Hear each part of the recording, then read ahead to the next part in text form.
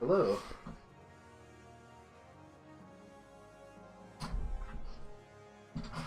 I am here. I have a sip of water.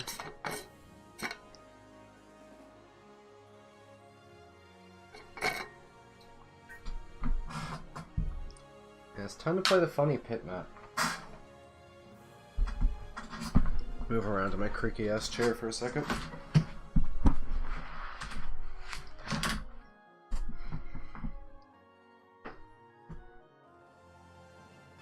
Alright, I'm ready to game.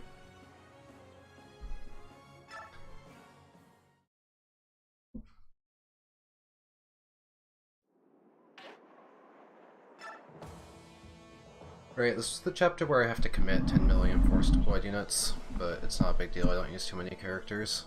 I'm skipping Heather mostly so I can't steal. I like how Pegasi wings kind of fly over their name in the unit select screen. Do I care about the weapons they have equipped? Not particularly. I mean, I could give them something like cheaper to use if I have anything on hand. I guess I have random steel lances. These must have come from Joffrey's convoy or something, because I don't remember having all these spare steel lances around, but here's some weaker stuff if I don't want to use a silver lance up on something. Storm sword, yeah, you can use that, no one else really uses swords. In fact, if she's good at using swords, they both are.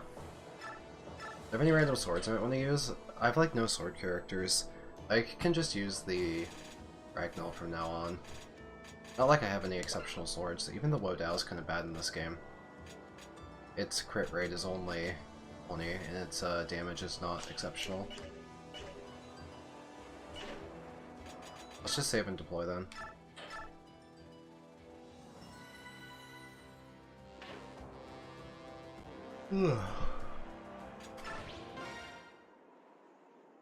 The dense bridge of enemies, there's so many of them.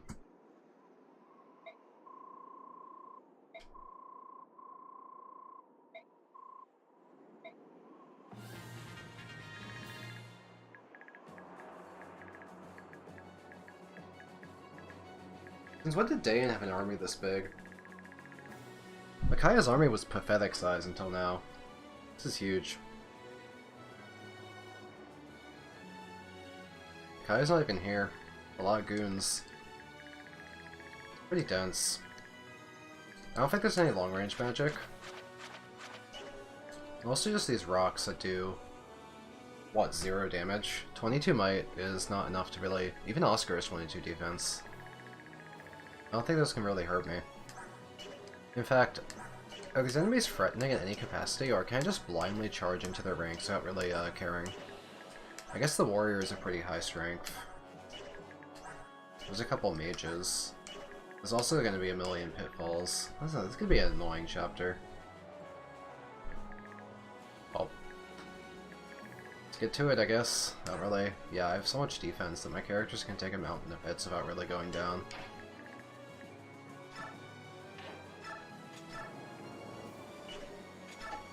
Kind of inaccurate at free range.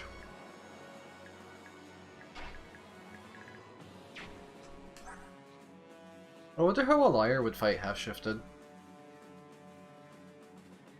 She'd still have 30 speed. 30 speed doubles everything, even a Swordsmaster, right? Yeah, even a fast Swordsmaster goes down to, or gets doubled by half-shifted liar. How much damage would she do? She'd go up to 18 strength. She'd threaten 36 damage then. Which would be enough to one-round a Swordsmaster, but not a bulkier unit like a warrior, I guess. Warrior would take 2 19s. Yeah. So half-shifting's not strong enough to one-round to these paladins and such, it's only Swordsmasters. Well, they were full-shifting then for the strength. I may as well use more of my grass. Where's Raisin? Did I not deploy Raisin? Is deploy on this chapter so tight I forgot about Raisin of all people? I guess we don't have him. Because I can't use Raisin to speed up Liar's transformation, I just use a full-on Laguz Stone then. I'll speed things up. I have some of these to burn.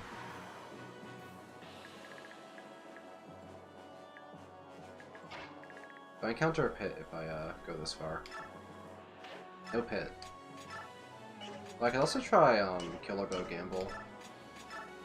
I'm just replacing the hit rate with a crit rate.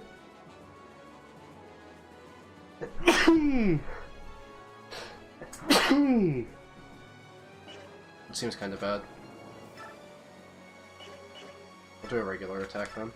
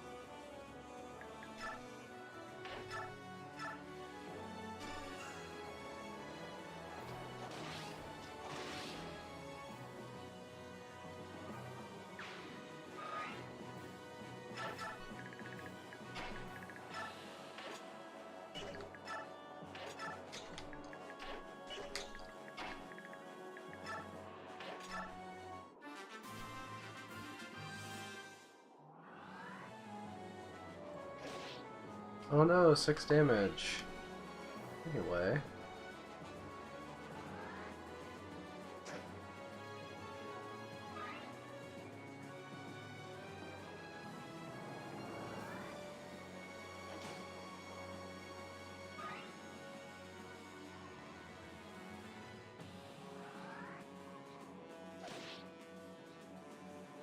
Kind of funny watching all the enemies just flail at Sheena and get absolutely nothing done.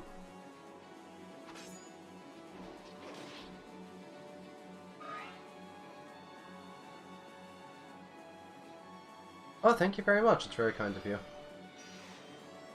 Was that a rescue? That's wild. Damn, they got the medivac going on.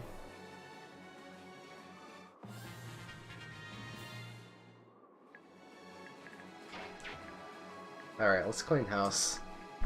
Plenty of enemies to take care of on this turn. I'm worried about hitting those random pitfalls, but, you know. Try and scout where they are. The best of our ability.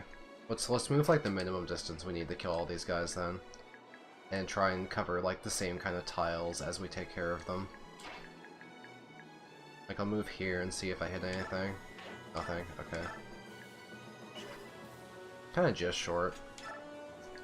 Have to use a good weapon. I forgot that I turned animations on for Nephany to watch her attack the boss of last chapter. I might turn that one back off. The only character who gets permanent animations is Lyre. You know the most kills Rolf. Well, that's interesting. Congratulations on your extremely cracked and jacked Rolf. Okay, we'll let Lyre have animations on. Because she's our arbitrary favorite here.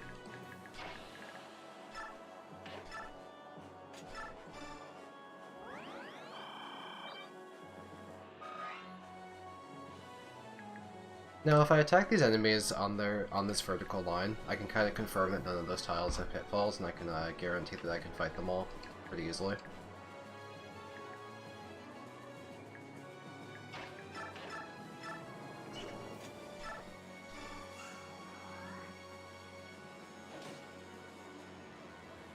Regular steel weapons are falling off. It's really hard to one round of a regular steel weapon now, unless a unit has truly exceptional strength. Like Kara or Titania, but like steel lances are still they're not really cutting it anymore. Maybe I could try like steel great lances or something. As we can see, Titania can still do well with a Steel Axe. But the humble Steel Lance is starting to not cut it. On the plus side, next chapter, I don't know if I'm going to keep bringing Sigrid and Tanith. So I could rip off those Silver Lances and give them to Oscar and Nephany, and have some higher power options besides my Forged Steel. These are pretty strong. They're 13 might. Yeah, that's free might over the Steel Lance for the same accuracy. It seems like a pretty good upgrade to me.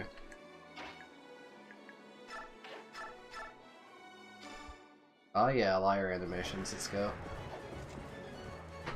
This is a Blossom level up, so I'm hoping we get something good. I'm really hoping for Strength. Come on, Strength.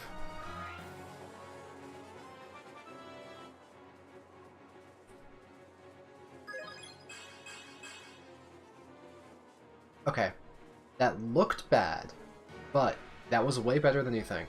I know there was no strength for defense. That's our res cap. That's capped res. So, at capped res, we're reaching the point where bonus EXP level ups for Liar only have 5 stats they can even apply to at this point. HP, Strength, Magic, Luck, and Defense. And if we get more magic, if we get trolled and we get more magic, magic will cap, and that's pretty much like guaranteed that we have to get Strength for defense, right? Or both. Hopefully both.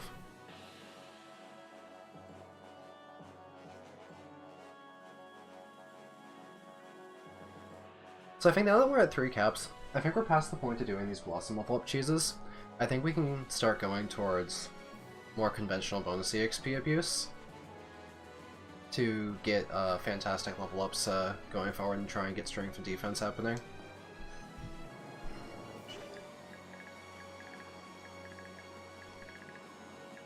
The Flyers can move without any issue. It's kind of scout for Pitfalls, I guess. It's not one there.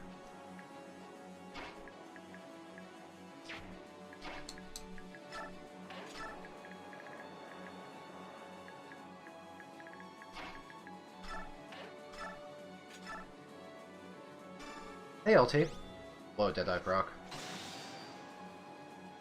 LT, I gotta show you something real quick. She got res. She's capped on free stats. No strength for defense, but we're triple capped. So bonus EXP abuse is coming very, very, very soon.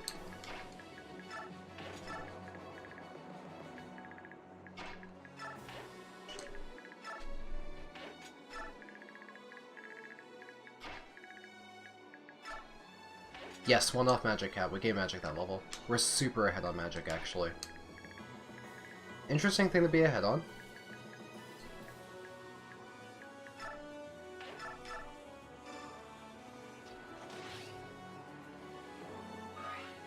I'll just stay here. Oh, what's this? T-Barn? Hi. What's up?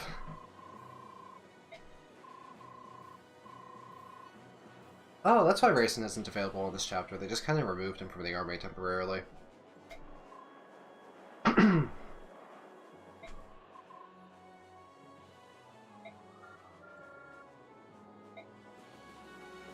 Oh, hey, Leon.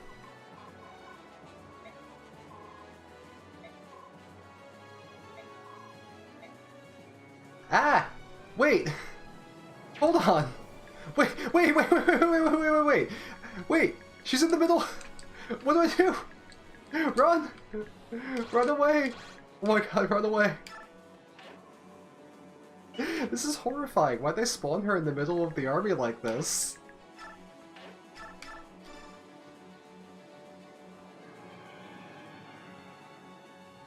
I already moved all my units.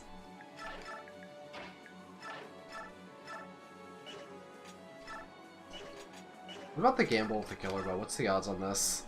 Oof.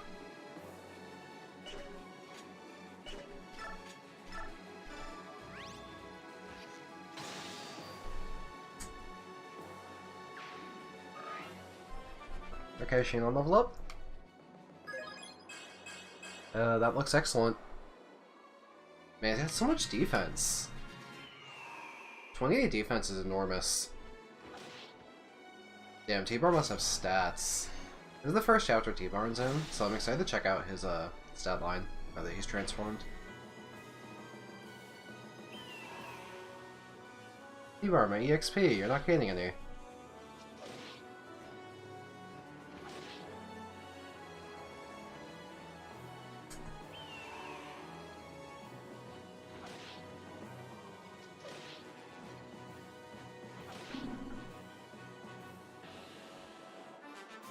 Well, at least I canted away from the enemies for being responsible.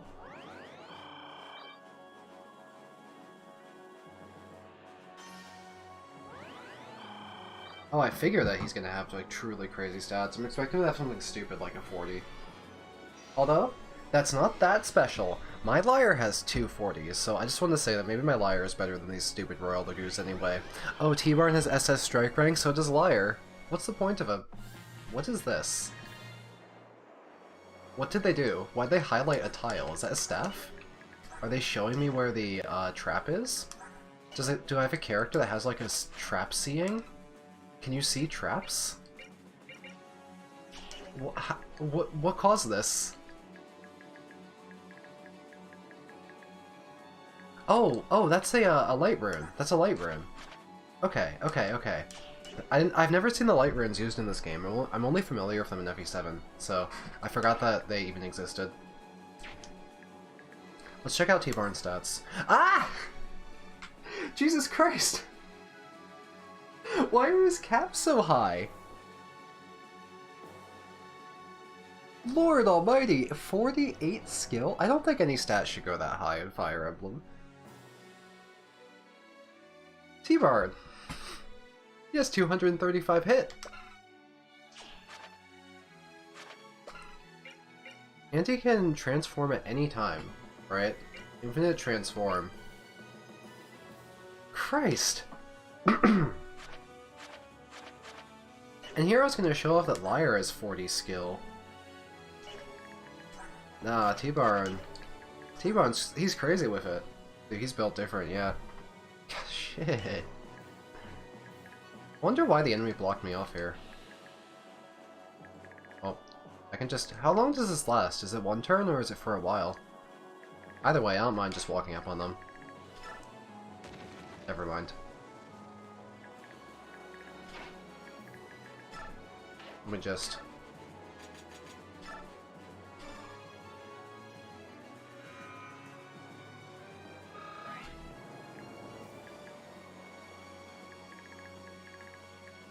I guess someone else can be in that choke point then. How about Har? Har is pretty strong. It's not even a choke point because of the way they've moved themselves.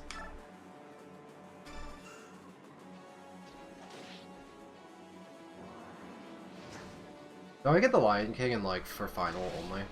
Like, I think I get Skrimir during part 4. I don't know when I get Gifka. Okay, Har, you're pretty strong. I think if the Ragnall can take hits, unless they're magic, so... In case that light room wears off, we'll just, stand right there. They can't really charge through. I can move the rest of my units really freely. Liar can take any hits. She has great evasion as well as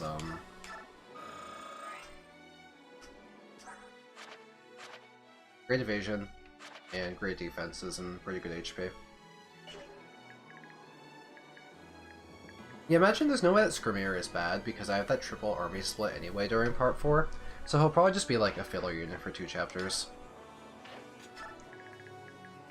What sounds like an okay role to have.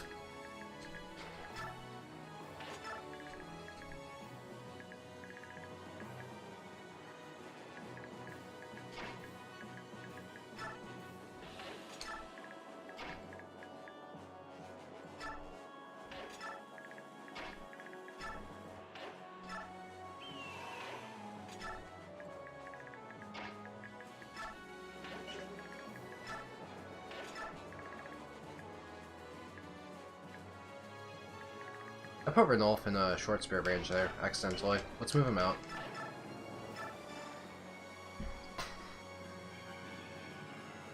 I want untransformed Ranulf to have spears thrown at him. They're safe.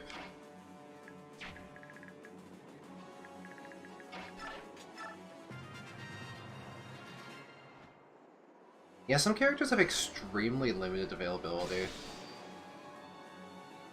I was complaining earlier about how Lucia gets no chapters. Even though she's in the cutscenes before and after 3.9, but she's not in 3.9, which I think is a huge waste. Also, Joffrey and Lucia don't join my army here, even though the rest of the Crimean Royal Knights do. They just fuck off. But they wouldn't even be overpowered or anything. Like, fuck it. Let me use those units. Oh well.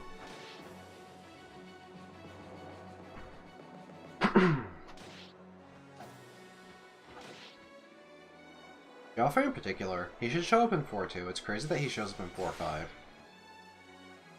Fucked up unit. Man, these Hawks are gonna die. They're really aggressive.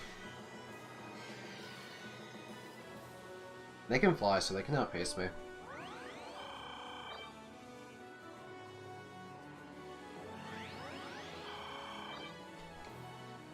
They're in the way, too. They're causing kind of a traffic jam.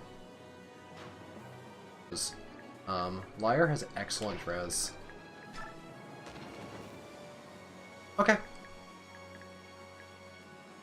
So right now, I can't go here because there's a Hawk in the way, I can't go here because there's a Pitfall, and I can't go here because there's a Light Rune. Awesome, I'm gaming. What's the stun status effect do? Paralyze. Okay, well, what's Paralyze do? I still have my Avoid. Is it low ground? Do I have low ground? Am I fine? Maybe I'm fine. Okay. Okay. Okay. Okay. Okay. Okay. Okay. Okay. This chapter's stupid. Hey Luna. How's it going? I'm having time in holes right now. I live in the pit. Can I grab another Hawk? Can I undo this traffic jam? No. I can't. Hawks are too heavy. I can! Wait, what's your aid? Oh, what's the Hawk weigh? 20? You weigh 24? Oh, Shichinov is really light. But Tanif... How come Tanif can rescue them? Can Har rescue? He can too, okay. Just, who has Savior? Is it Janov? It's a shame that he is Savior. Well, let's have Tanif clear this traffic jam for me so I can fight. I did command them with like, see? They're going to go this way, so they're gonna back up. I put a target command on.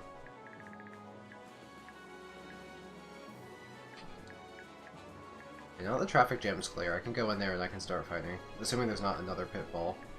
Which there might be. Where's the hammer right now? Oh, I guess Har has the hammer. Well, I can go in and hammer something, then run past and fight with other units. Damn, in the stun.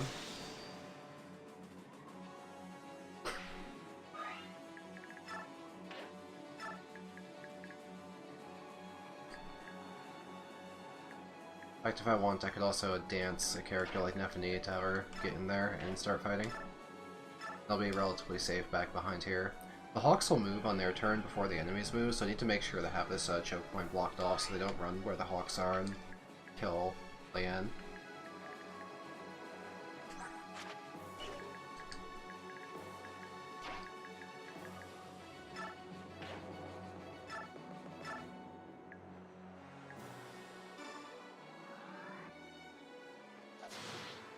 I have heard about the flyer pitfall cheese. I can only use that strat if I look up where the pitfalls are, or if I guess. So, but I have heard about that. I am aware that you can cheese the pitfalls of flyers. I like some of the Dawn Brigade chapters a lot. I don't like the last few. I think the 1-9 of Black Knight Micaiah is a bad chapter. I didn't like the final chapter very much because it was, I don't know, they give you Nyla and the Black Knight. So it feels kind of cheapened.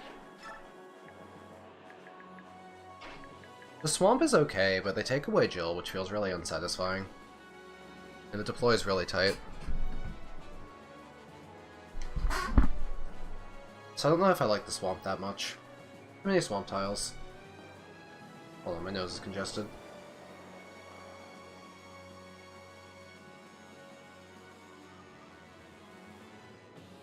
I'm trying to remember the Dawn Brigade chapters I liked. Prologue 1-1, 1-2. Chapters were... I don't think I had any complaints about any of the Dawn Brigade chapters until 1-8. I think Prologue through 1-7 were fine, honestly. They were fine chapters, I didn't have an issue with them. But 1-8, 1-9, and 1 Final, I was not a huge fan of. Oh, I don't double this guy. Does Nefany double that guy? She can double Swords Masters, right? She's really high speed. Yeah, nice.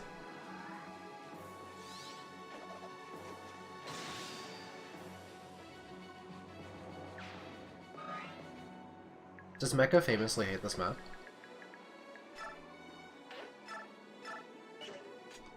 Shouts to Mecha for showing up to my stream to tell me to do True End for when I was doing FE6 no damage taken. That was very kind of him.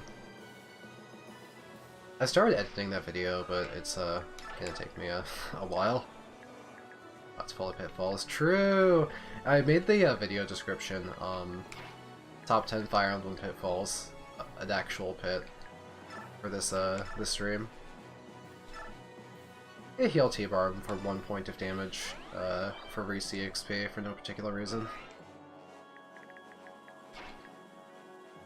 Can you not even walk through the pits? How come... Is there a reason that Ranulf can't walk through Shinon?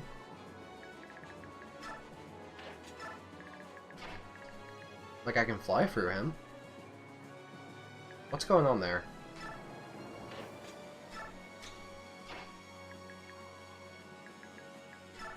Well, this mage and Kanto back. Mages are a threat.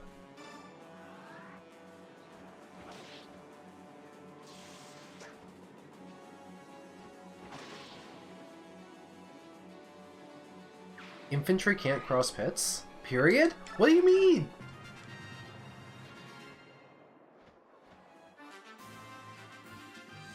That's messed up. This chapter's messed up.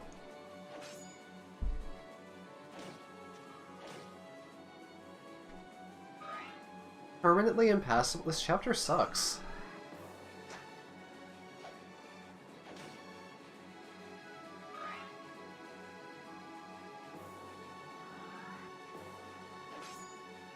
The map design in this game just endlessly buffs flyers and nerfs other units.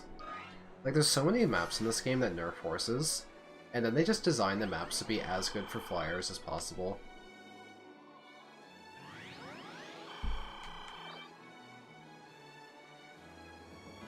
It's gonna do 1 damage.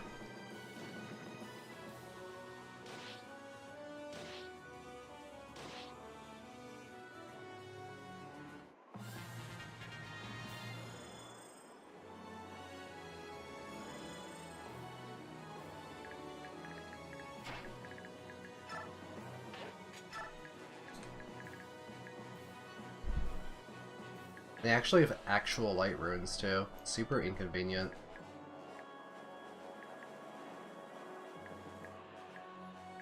What are you holding again? You're holding a random hawk. Because I had a traffic jam going on. Ooh, there's wind mages. That will be effective damage into Pegasi, right?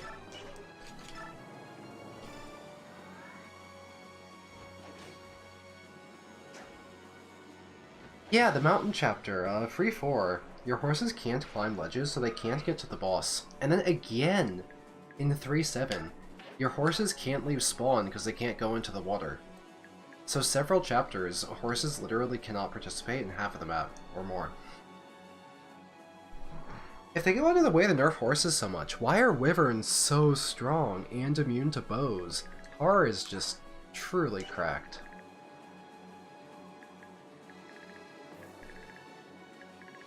I would like to have Lyre run forward and take out mages for me. What are they balancing, though? The flyers are broken, but the horses are bad, I guess. Titania's still really good, at least. I don't want to move Lyre in range of 50 enemies, because they might untransform her, so I'll have her double the Swordsmaster for me. I would be more into the nerf Cavs train, but every game that nerfs Cavs buffs wyverns. Because free houses nerfed Cavaliers by giving them like a minus 10% speed growth. And then they just made Wyverns extremely strong, so what was the point?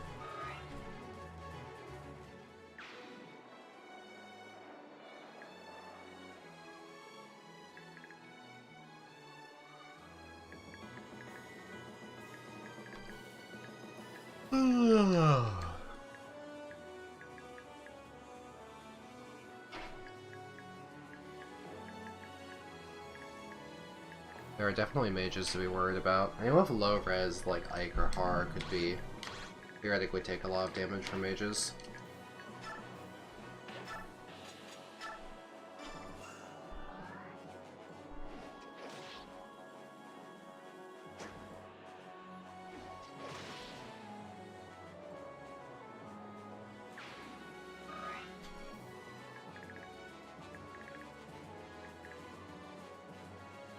It's crazy how much of a roundabout path Shinon has to take, because there's a hole here he fell into, and there's a hole here, so he has to go up and around. He can't just walk forward. It's really hard to move Shinon.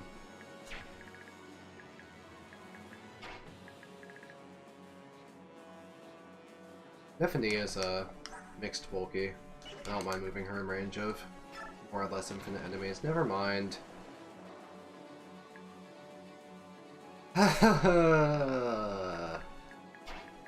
Lord. Let's keep Janoph out of range of the wind mages.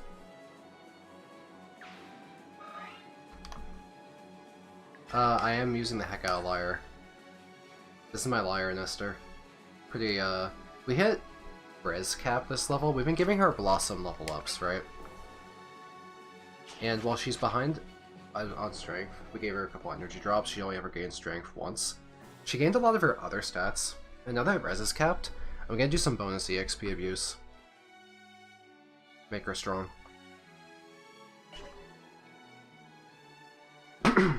Yes, Roro, I have people telling me about the flyer hole cheese. I just don't know where the holes are because I wanted to experience the map blind.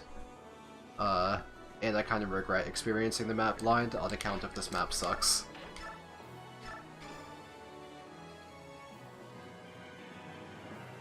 Oh no, I can't Kanto back. Oh, I made a mistake. I want to go where Ike is, but now I'll have to shove Leanne out of danger, or otherwise take care of this this wind mage. I can, if I stand here, then I've blocked off. I can equip the crossbow to retaliate on the mage if he wants to give her Shinon. Now Leanne's safe. Okay, we fixed it. We had a problem, but we fixed it.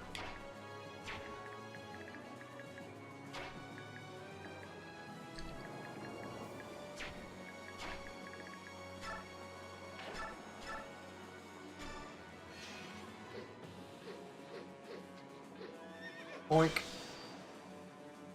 What's a Knight's Ward? I thought that was an FE9 item that increased your speed growth for some reason.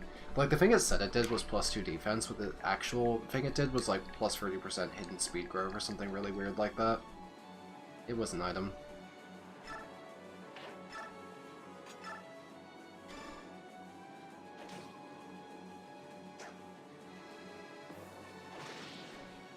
Yeah, Raisin just sits this chapter out and you get Leanne for whatever reason. Just happens.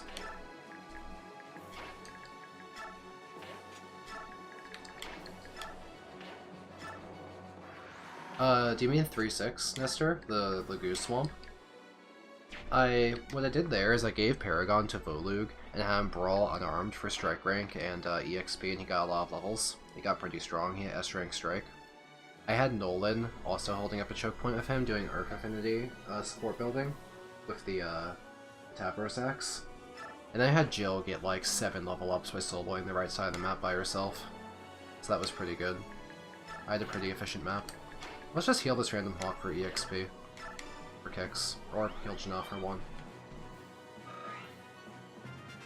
I just kind of mashed the heal button.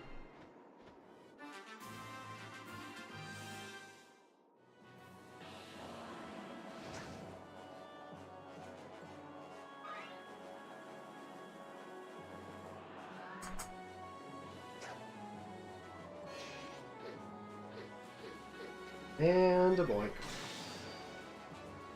Showing off there.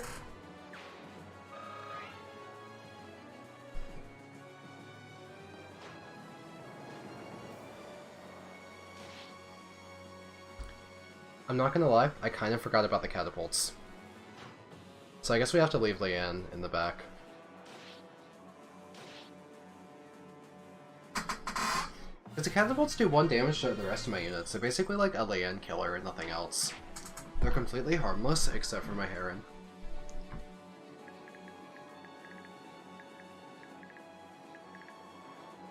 Okay, let's go slay these mages. Hopefully not run into another trap while we go. Take 2, let's go slay some mages.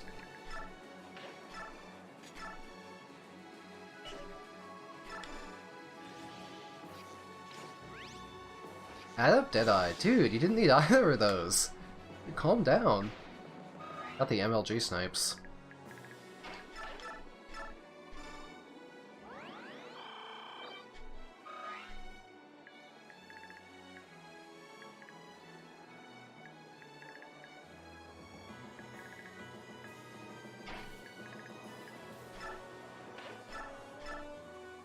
That's an Hellfire. I take very marginally more damage from that. There's also a Wind Mage that would do marginally more damage to flyers if I had Tanif there. Let's go kill the Wind Mage. Who has res? Kind of both of you. No real big deal here. What the shit? Light Rune Pit. It's literally completely impassable on this side. This chapter is horseshit. This chapter is so fucking bad.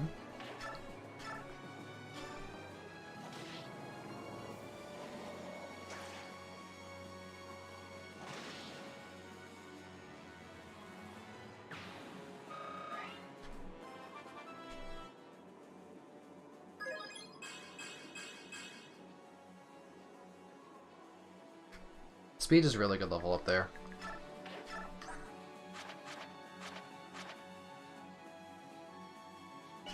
Even if it's partially telegraphed where the traps might be, at some point, you're still playing a guessing game, right? Because some of the one-tile chokes of a pit and some don't. Because I was able to move through this one and there's no pit, but there was a pit here. So you can say that the traps are telegraphed, but aren't I still making a coin flip decision sometimes, right? And like, let's say this pit. Was this telegraphed? It's just a pit in the middle of nowhere. It's just like on the complete edge. I thought walking around the edges where there's no choke points would be safe, but it wasn't safe at all. So I'm not sure I buy the idea that the traps are sufficiently telegraphed. You can probably guess some of them, but I think you're still going to get frustrated no matter what you do. But I'm not looking at the Pitfalls to have the true experience, the unaltered Radiant Dawn experience, as they say.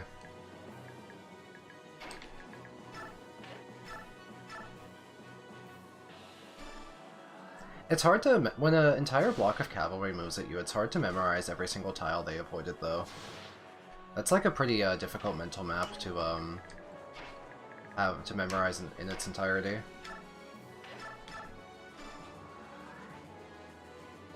It's not something I noticed at any point. We gotta get this archer down. I don't want this to fire at land again.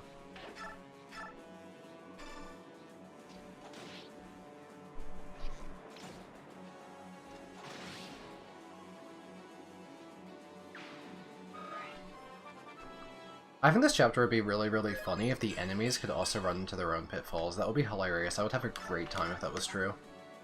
Man, Haru's getting fat 30s in stats. He's looking thick. Damn, 31 defense? Lord. That's a chunky boy. Knopf isn't really doing anything. Oh, I can just, like, untransform or whatever. Don't really care.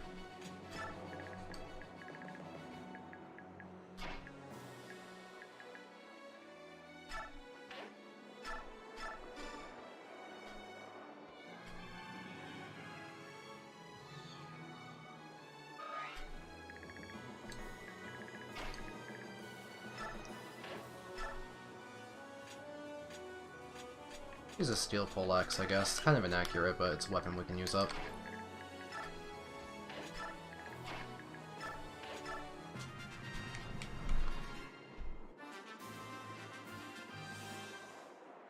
Oh no, I'm stunned, dang.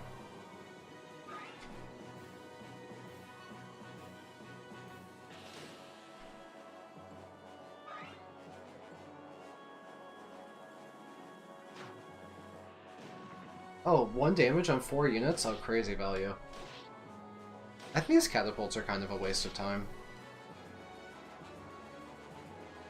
You have to watch these long animations, and what they do is really trivial outside of punishing Leanne. This is just ridiculous, right? The only reason I did more than 1 damage is because I had an untransformed Laguz.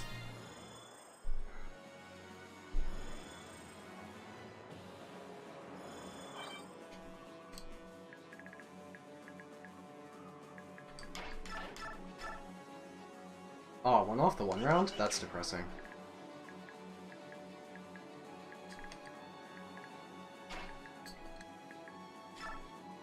And I fell into a pit. Okay, can you tell me that this one was telegraphed? Like, come on. In the middle of nowhere!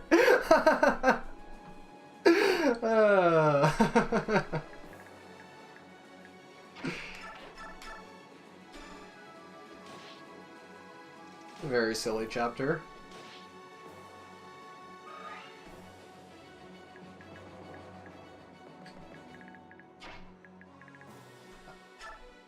Honestly, I was really hoping Gracie run to a random pit there, just because it would have been made for good content. You're strong enough to take this guy out by yourself. Wow! This is a bulky enemy! 22 defense, that's substantial. Okay, well, looks like we're not one-rounding him without a little bit of assistance then. Let's help out. Oh, wow, okay. Ragnall's strong. 18 might. Yeah, Ragnall's really strong. If I do this while I run into a pit. Let's go on this side, I don't feel like losing my turn. Yeah, Halberdiers have always been kind of tricky the 1 round. They usually have a good mix of speed and defense.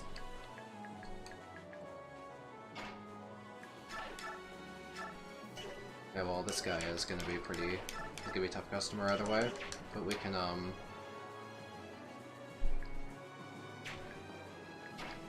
we can hit him. We can, have flyer finish. Also, I'm near Ike, so his chances of hitting me are really just microscopic. Make room.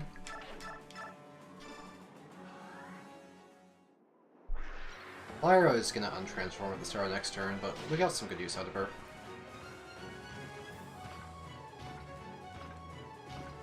Why are those animations so... Okay, whose brilliant idea making this game was to make the knights walk up slowly for like 10 seconds before attacking? Dear lord, they're just thunk, thunk, thunk, thunk, thunk. Like, that takes so long. Alright, well I don't mind having units like Hard, Titania, and such up front. They're all really sturdy units.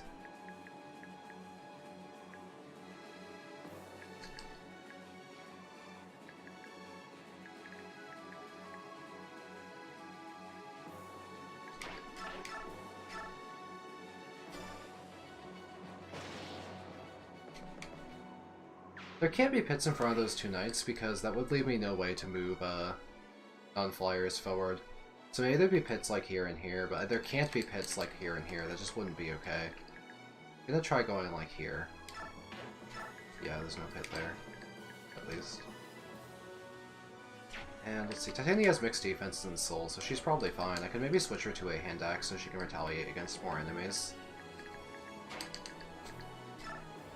And she'll probably trigger soul at some point. My own hand axe is getting a little low, huh? Well, physical enemies will go for Titania, she has less defense. I'll have to get more hand axes at some point.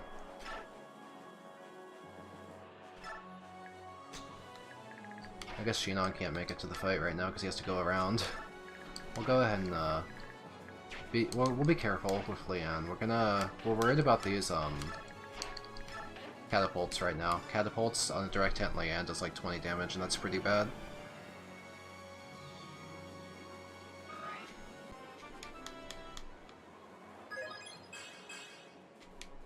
Level 8!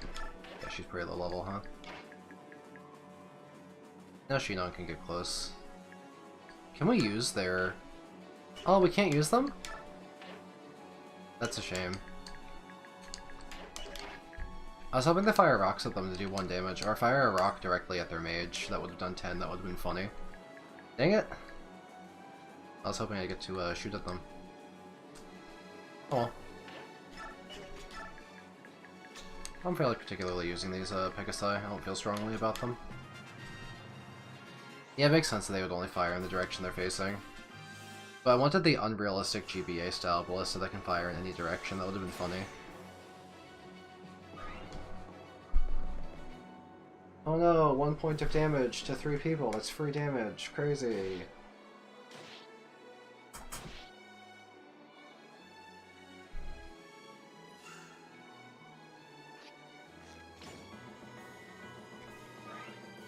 Watch them tickle Neffany. Surprised he went for Titania instead of Neff there, honestly. I might miss Full Axe. That guy's sturdy. Wait, Titania's like 30 attack. Oh, I must have the hand axe, that's why I wasn't able to kill him. With a stronger weapon, he would have died.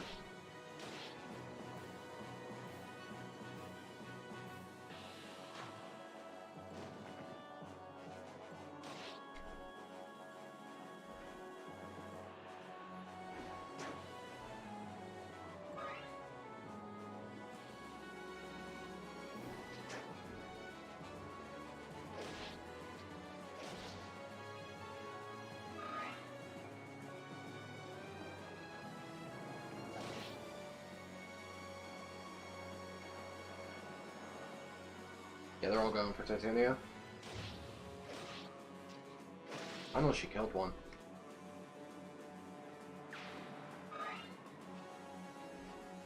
I kind of underestimate how many enemies can reach her. Whoa, that was... Wait, she has high defense. That was a really strong enemy. That guy had like a poleaxe? And we never triggered Soul a single time.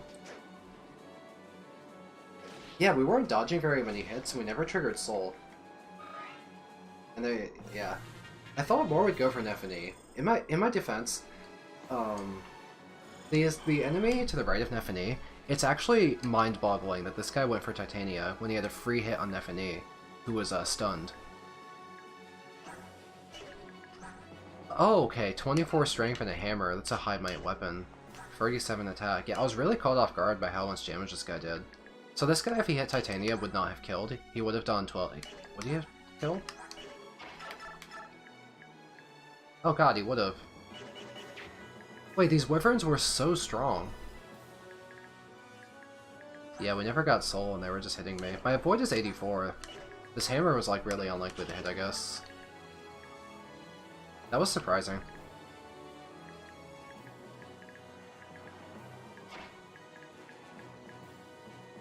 She got hit by everything else up until that point. And then she dodged like once. That was the dodge she needed. I really thought more of them would attack Shinon and Neffany. I guess Shinon was attacked by the ones he could be. I'm just so shocked that they did their AI didn't go for Neffany because she couldn't retaliate.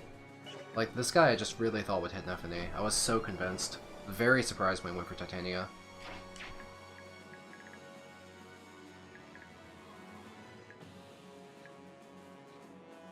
I could do a sort of, like, to kill more this turn, I could do a sort of Kanto thing and dance, but also there's, like, all these catapults. There's actually so many enemies alive right now.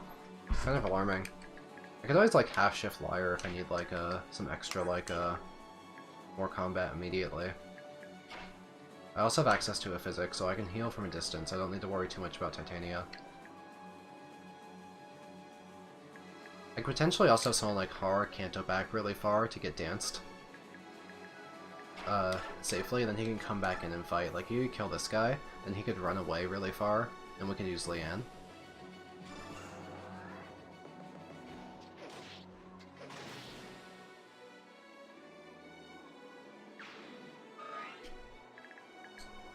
Yeah, I could, like, run kind of far.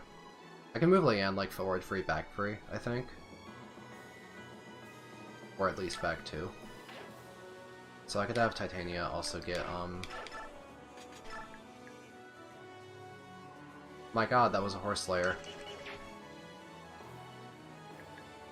Yeah, no, my ass. See, I've been non-threatened by the enemies for so many chapters in a row. I just forgot that the enemies could hurt me. This game makes you lazy because, like, you're so used to using units like Har who can just fight 12 enemies at once without even blinking, that you're not, like, doing any calculations in your head. It takes too long to think about how strong the enemies are because the enemy density is too high. And it's like, most of your units are kind of invincible. To be fair, I don't want to feel like, oh, we got lucky, we dodged lethal. Titania also could have gotten, like, soul on, like, literally any of those hits.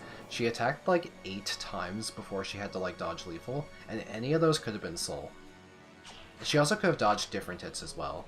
So there's a million ways she could have came out of that alive.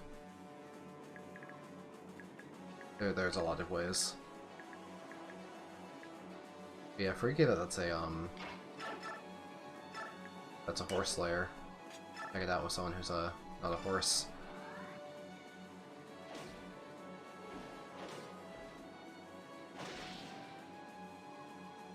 That guy hit me? Wait, did Daphne have a really good chance to dodge? I can't remember what her chance to dodge was actually. I forget. Weird level up. Oh, my own horse slayer. That's a good weapon. Thank you. Yeah, it's gonna be pretty strong against horses.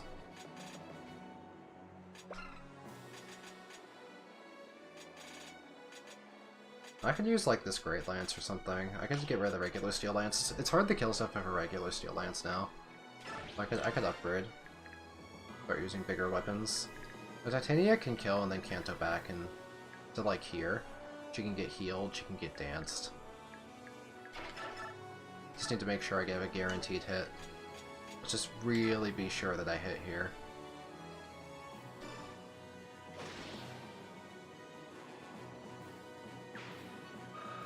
Because of Biorhythm, Soul was 3%. Proc skills are affected by fucking Biorhythm? You're shitting me, right? Wait, really? Oh, she had bad Biorhythm, that's why she was in so much danger then. That's another thing that you don't think to check. I don't think it's reasonable to keep track of all of your units' Biorhythm. Because you have like 12 units and their Biorhythm charts are drastically different. Every unit gains and loses Biorhythm at a different rate. They have like wildly different Biorhythm charts. It's like a plan decisions when I make this game. Because the enemies, I don't know, I just move units like Shinon near the enemies and like the chance he dies is so small because he has like these defenses, right? Like I don't make a plan with units like Shinon, I just attack.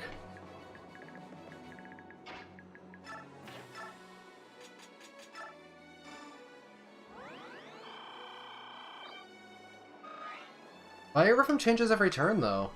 It's not like a map by map thing. They're like give Titania a couple turns to show best Biorhythm, right?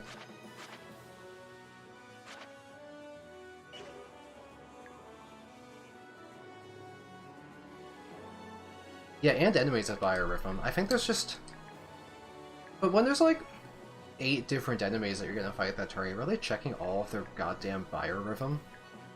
I feel like there's too many layers of stuff. I feel like Fire Emblem shines when you remove a few of these layers, because then you're actually, like, taking every single variable into account when you're planning something. But if there's just, like, 70 variables, I don't know. I just throw it all under the bus.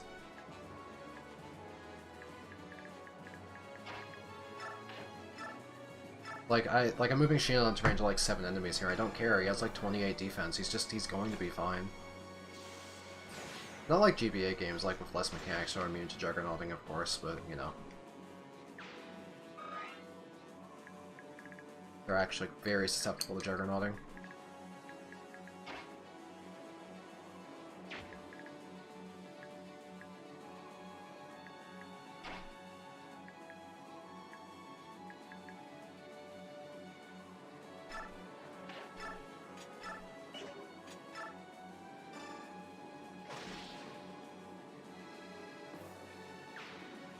Is Ranulf going to detransform soon?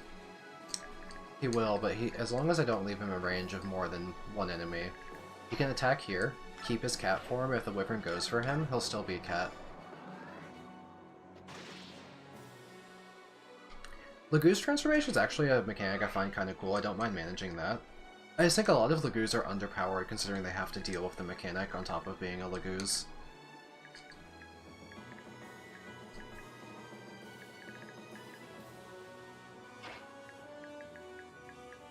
I'll just half shift just so I can have access to Lyre.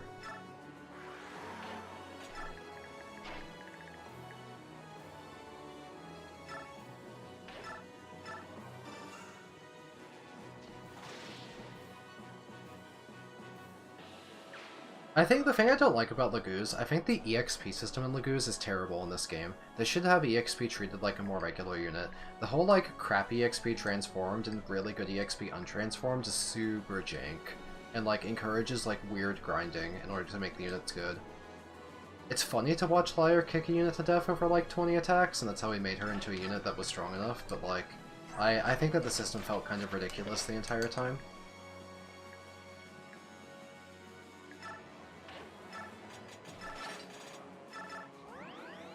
It felt very silly.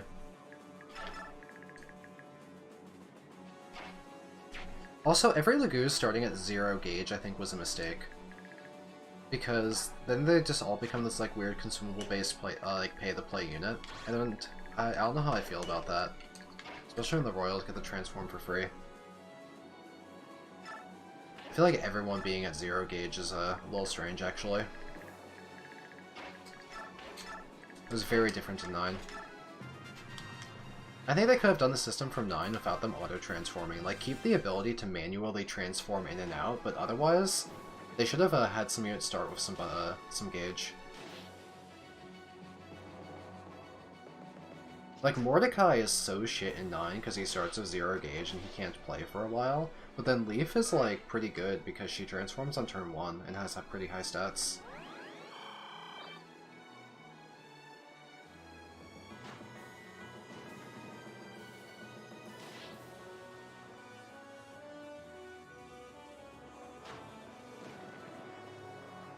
Yeah, he can walk around and smite stuff, but that's about it. He doesn't transform for a bunch of turns. It's like, oh, turn 5, you can use Mordecai now. Like, okay.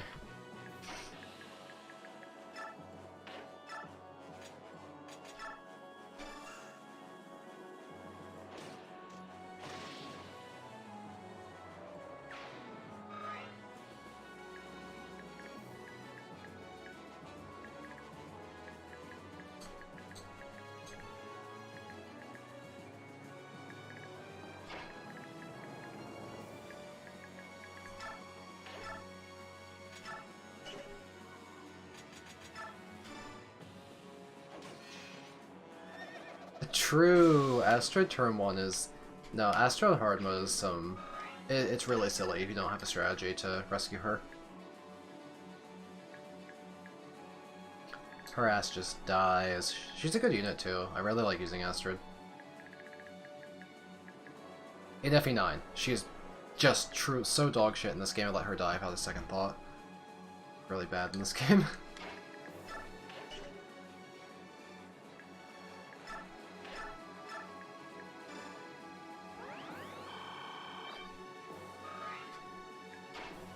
Yeah, I don't even get that Paragon because her ass is dead. It's alright, I don't need it that badly.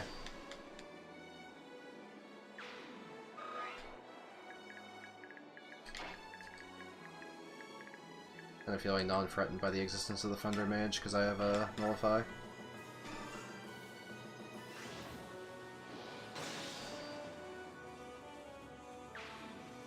You should try using her in a POR sometime because, the combination of bonus EXP and Paragon, like, working on bonus EXP in that game, makes it completely trivial to get her caught up to a point where she's competent.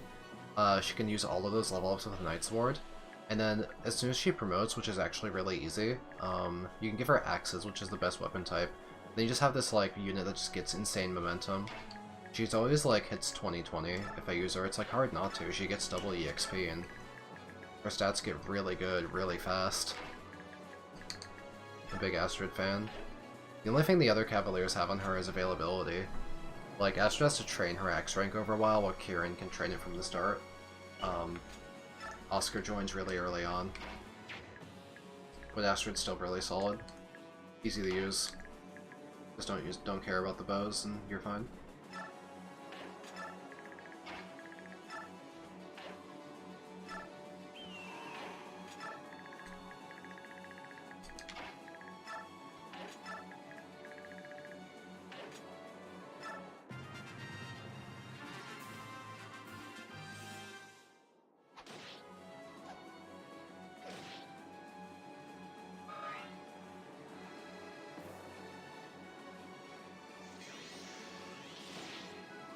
That'd be so funny, Luna.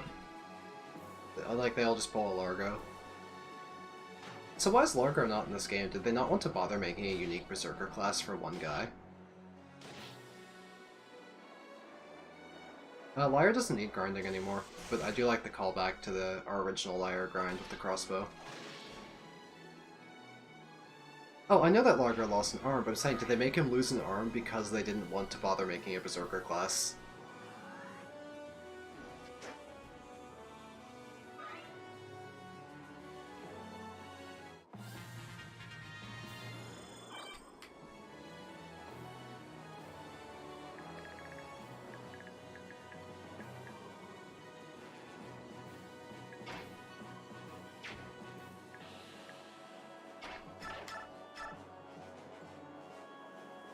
This guy's sturdy.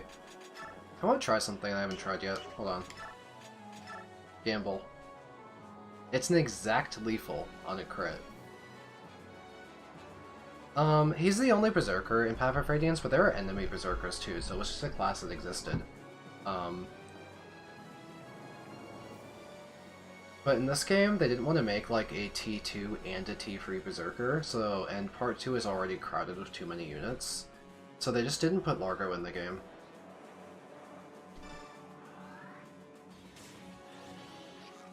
Holy crap, the number of procs that appeared on the screen there. That was cool. That was funny. I got to hit the gamble button. Never hit that before. Well, that was mildly entertaining. A lot of enemies here. Wow, wait, they're kind of strong. Wait, 40 power? That's new. I guess it's the power of a warrior of a steel poleaxe. His accuracy is pretty bad though, right? I bet if we have Oscar near Ike, we can just fight all of them really easily, because most of them have like great weapons. That sounds good. I want to try that. I want to try Oscar-Ike combination and fuck them up. How close do I have to get? Let's get into range of all three of these melee guys. And equip a good weapon, and we'll put Ike nearby, and we'll have the Earth-Earth affinity combination. And my avoid will be 147, and yeah, they kind of can't hit me, right?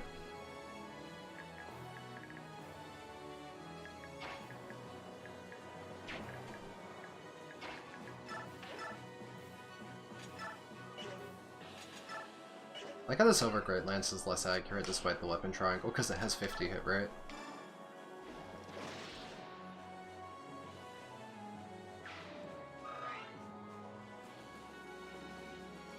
Oh, so Brigand Berserker could have been a thing, but they never made an actual working Berserker class. Yeah. How come, one question. So I know that, Soph is Whisper and that Volk is Assassin. What does Heather get? Because if Heather gets Assassin and Soph doesn't, I'm gonna laugh. Because I was told that Assassin is better than Whisper because people keep shitting on Bane. I've heard so many people shitting on Bane, I don't even quite know what Bane does, besides the fact that people think it's pretty terrible. It probably leaves the enemy at 1 HP or something. Heather also gets Whisper. Oh, so Assassin is limited to Volk then? Okay, he's the only assassin in all of Teleus.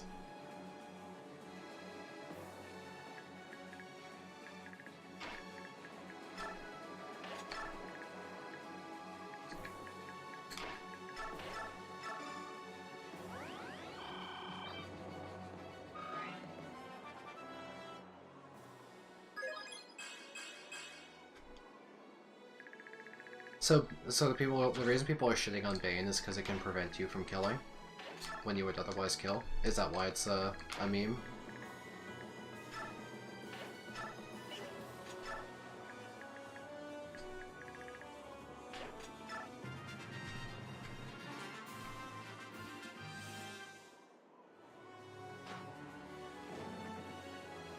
Oh, it doesn't prevent you from killing? Okay.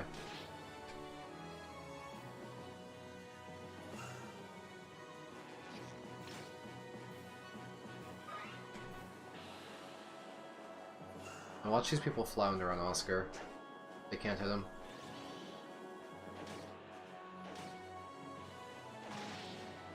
Not even 2 KO with my Forged Steel Lance though. Oscar's falling off, man.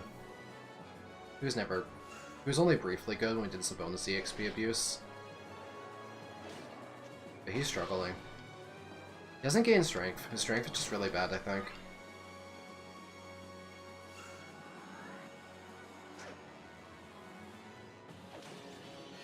He's killing with that up though.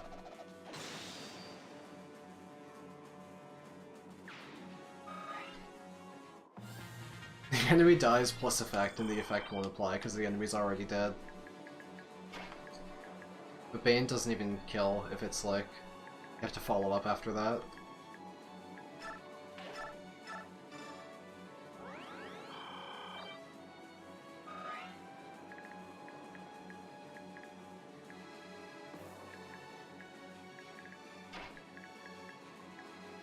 Am I done with Pitfalls? Be nice to be done with them.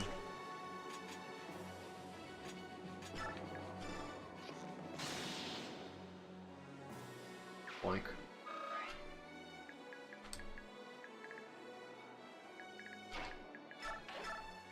Oh, I can talk. Forgot they can do that. Epic support conversation.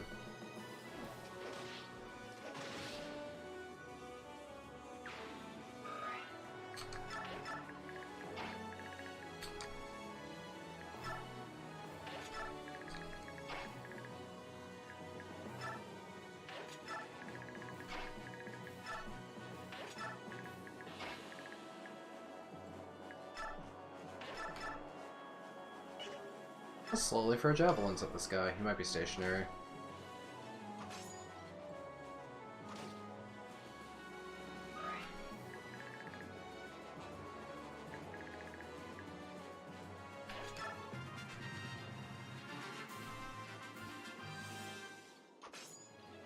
Guess I was correct.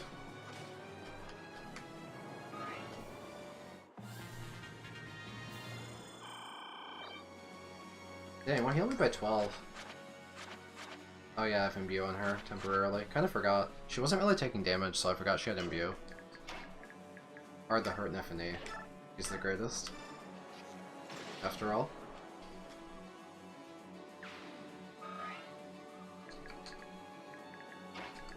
This crossbow will be an interesting weapon for Shinon. Now let's beat this guy up.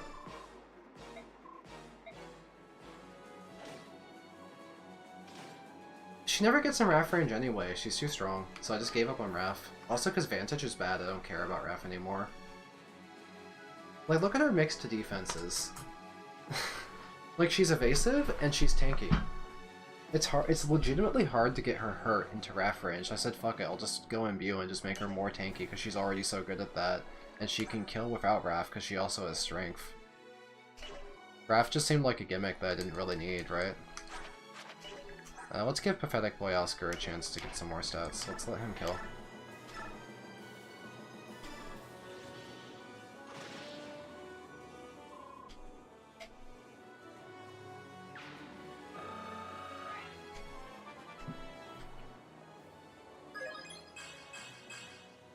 Well, it's kind of an Oscar level up. Get that cool crossbow to Shinon.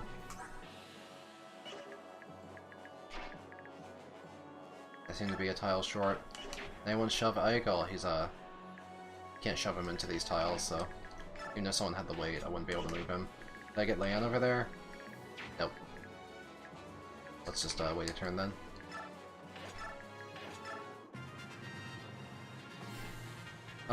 FE5 is one of the... So the only games I didn't finish... well, I'm not counting 1, 2, and 3 because I played the remakes, but I do want to go back and play 3. But I didn't finish this game, I didn't finish Fates, and I have not even started FE5. Actually, Chapter 1 of FE5, that's a lie, but like, that's kind of minuscule. I think you can actually see Raph in Chapter 1, right? Isn't that the guaranteed crit on enemy phase? Doesn't one of the starting Axe Fighter bros have that?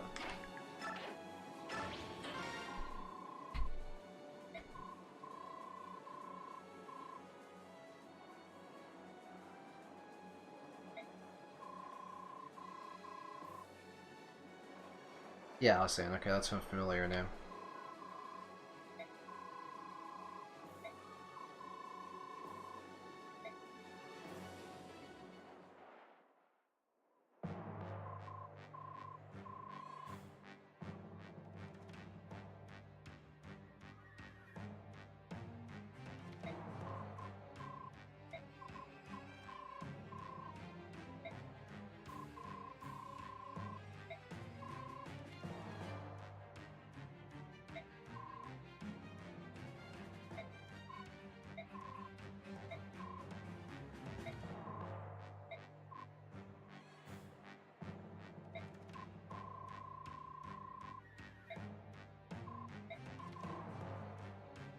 At that point, just kill that Inspector, dude. Holy shit.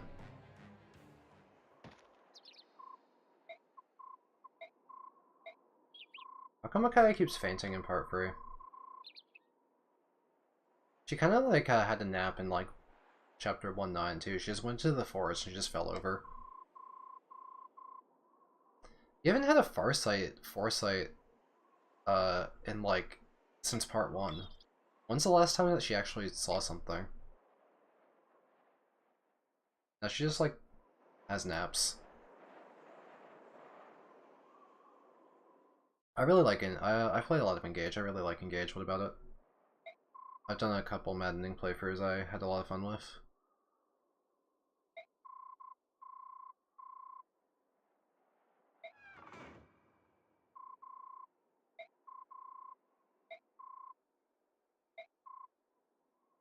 Okay, so I guess that Micaiah has a cell phone that calls herons. She has like radio frequency tuning or something. She just, the reason her farsight works is that she actually just like tunes her frequency and it's like, you're listening to Sierra Radio. The predictions for today are, and they just talk about the weather. But her radio is not very tuned right now and she's picking up heron frequencies.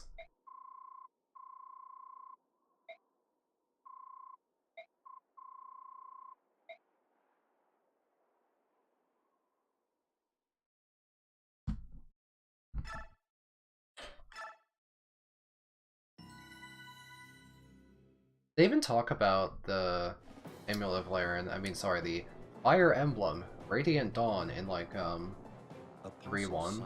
I think. And Ike's like, should we start a world war because the Fire Emblem exists? And they're like, well, it'll probably be okay. And then they just never think about it again. Instead, she petitions King Peleus for permission to pass through Daein. After waiting for several days, she receives no reply, and Sanaki reluctantly orders a march. Avoiding the heart of Daein, the army skirts along the mountains and makes its way south.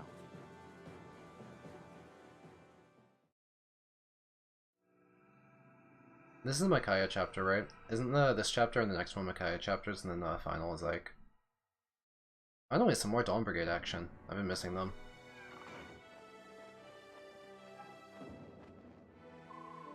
Man, it's just a block of fucking wood. What do you think, genius? Oh,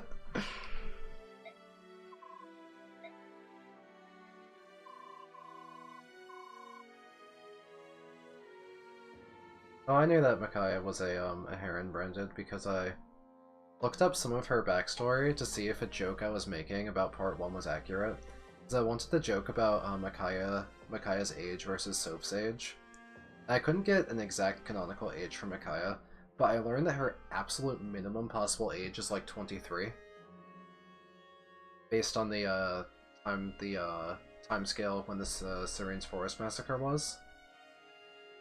But she could also reasonably be like 30. Either way, she was an adult or almost an adult when she met a very, very, very young child Soph, and the two can get married at the end of this game, so that exists. In fact, I have them supported. I never removed their support. They're going to get married at the end of the game. Girlfriend, wife, sister, yeah.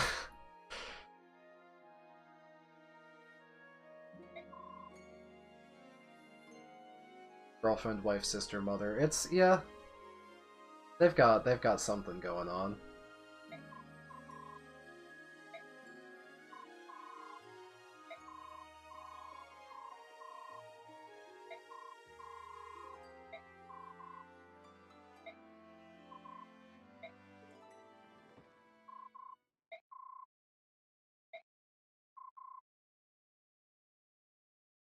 I'm very happy that Soph is actually cutting through the bullshit here.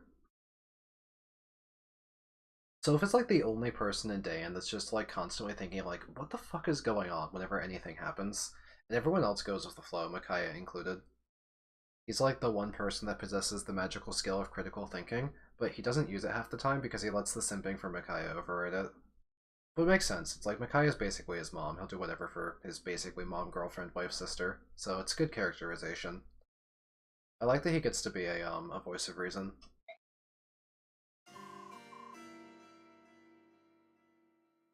Huh.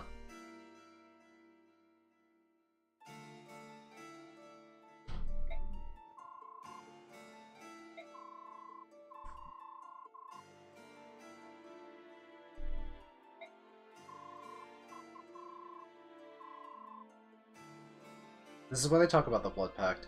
So, I know about the Blood Pact, even though I've never played past halfway through Part 3. Because I kind of absorbed information about this game through cultural osmosis. Well, I really liked the story around, like, 310. I liked a lot of the, armies coming together. I think the story could have been good with, like, Benyon as the enemy.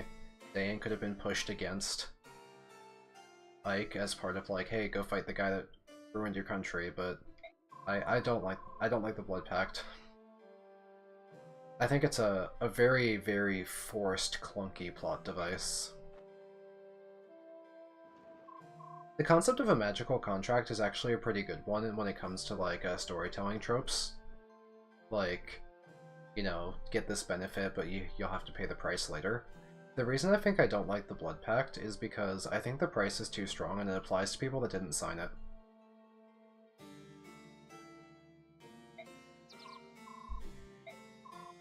Like, the fact that the Blood Pact gives infinite power over the entire country of Dayan is too much. It could have been interesting if Peleus knowingly signed the pact, but from what I was told, Peleus didn't even know what he signed. He thought it was just some, like, random paperwork.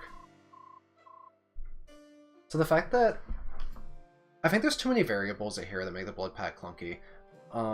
Because Peleus is not the true prince, I know that. It's like Soren or something, right? So he's like a fake... He's not the king. He signed a piece of paper, he didn't know what it was, and people that... And now he has an entire geographical region is basically like nuclear bomb level threat if they don't all bow to his command. And then, I also know that there's a scene later where, that, like, we have to get rid of the Blood Pact, and the only thing they try is, like, let's kill Peleus.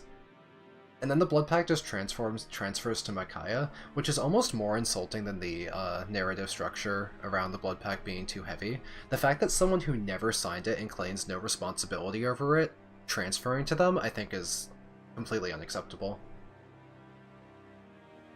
Yeah, Lamia, yeah.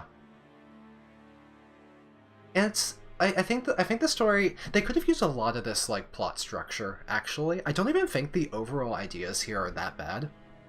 I think they should have kept Izuka around as a manipulative force that steers Peleus the wrong way and radicalizes him. They didn't need to do it with a magical piece of paper. They also could have radicalized Micaiah and, in a way that they could have gotten her to use her adoration for her country and her people to push her against Ike, the person that, took down Dayan. There's actually some real promise in the story of Radiant Dawn, and a lot of Radiant Dawn is well written, but I think that the exact execution of the Blood Pact in the way that it's done, it's a complete write-off for me.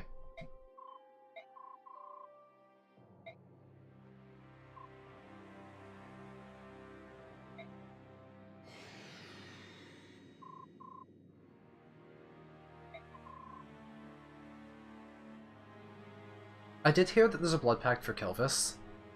That one I might like more, but I don't actually know the details behind how Naysala signed it or like what he got out of it yet. I only know that he signed one. But that's the reason for his betrayal in this game, when they took down the Hawk...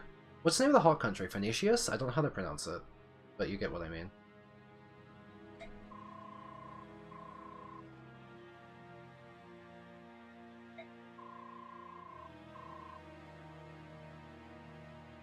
Fire Emblem villains when they teleport. Kill like for siring Soap's children. Naysala inherited it. Okay.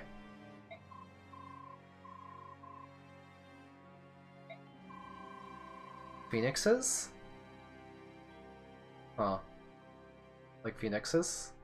Phoenixes. Phoenixes? I can kind of see that.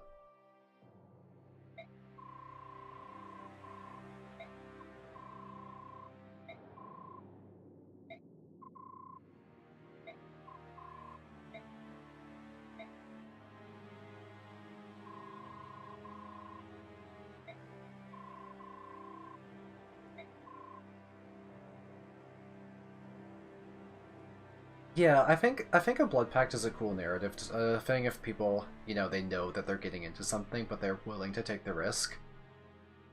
But this is just straight up like an invalid contract.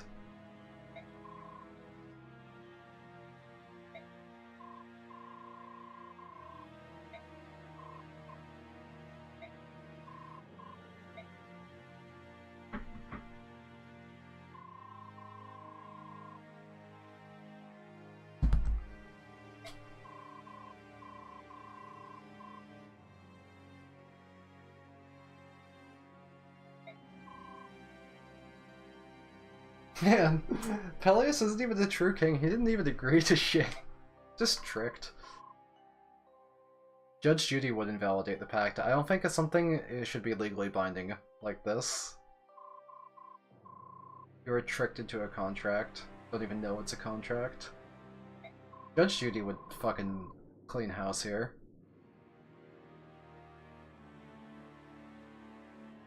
I kind of like that, like, this story is like a better execution of the Blood Pact idea. Because the king knew that he was getting into a risk, but there's something he wanted for it. I kind of like that. I like it when you're willing to, you know, sell away your soul and, like, risk everything to get something out of it. That didn't happen with, Peleus. What if Peleus was the kind of character where, like, he wanted to, like, be the king and to restore Daein, and then he was able to, you know, sign a pact in order to accomplish that, and there's no other way for him to do it? That would have been a very similar story. And he could have reaped the consequences of it, and then he'd be depressed about it, he'd be, you know, suicidal about trying to get out of it. But the tragedy that Peleus goes through is more of an undeserved tragedy than in, how it plays out here. Makaya's like, no, I'm on New Game Plus, it's chill. How's Peleus as a unit, by the way? He's the only Dark Mage, but I heard he's kind of mid.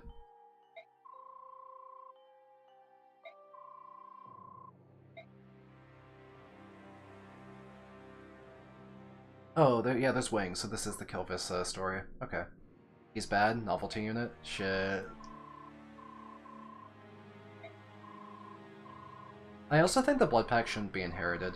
I think it's already strong enough that, like, they apply to all of the king's subjects, but the idea that they can be inherited on infinite people just at random makes them too much of a, like, superpower weapon.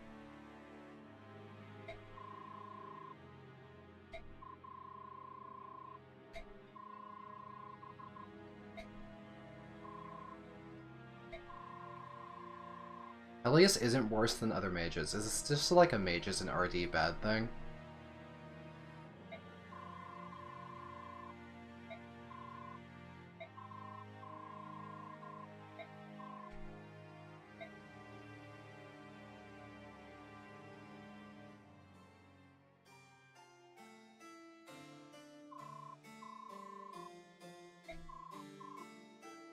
I wonder how's the Blood Pact even, like, No, is it like a geographical region that knows who to kill? If you're like an immigrant, are you still from Dayan? Do you still die? If you leave Dayan, do you die? How does this Death Note looking ass thing know who to target?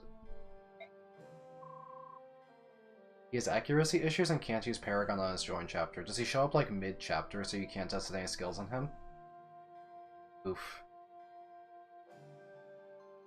Low speed growth. Sucks at doubling, gets doubled. Ouchie. Tear up the passport, renounce your citizenship. Don't kill me.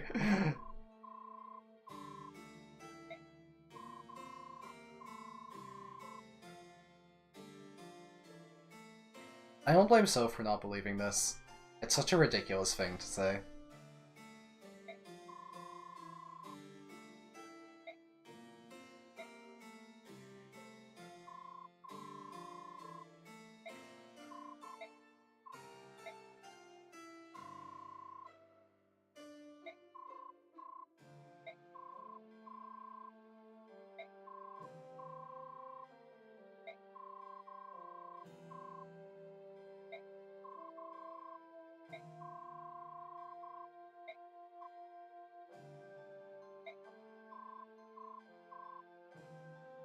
I feel bad for Peleus.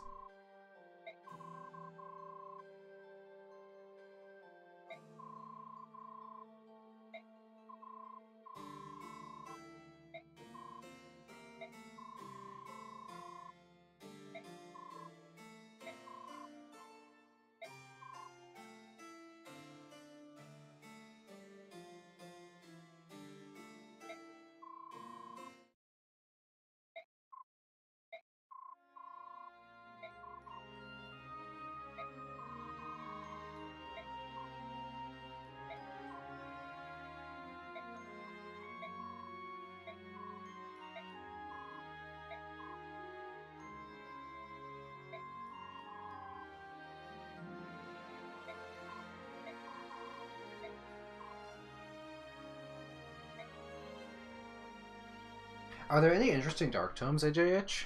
Or are they just like shit? I heard that the S-rank Dark Tome is plus strength, which is an extremely funny thing to give him.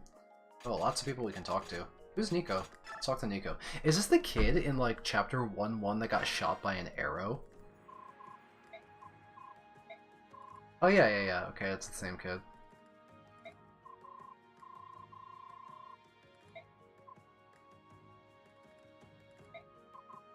Boy, animation, so true.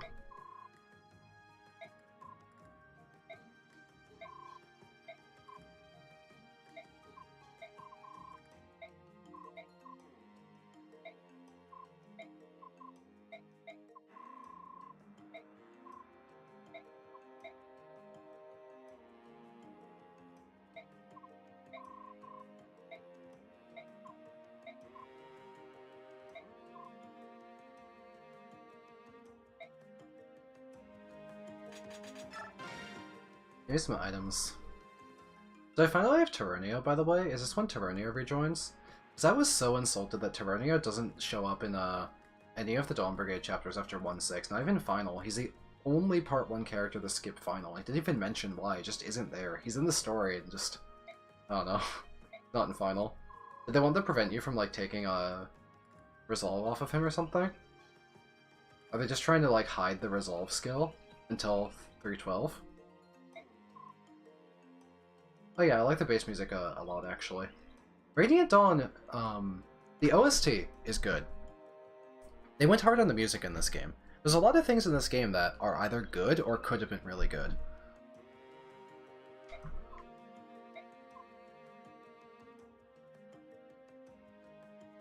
Yeah, I'm gonna take Resolve and give it to like Volug or something, right? I feel like that'd be pretty cool if Volug had it.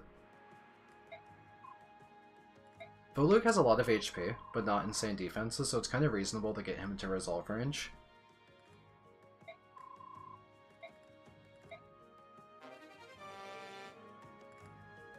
You have to settle for Nyla and the Black Knight. True!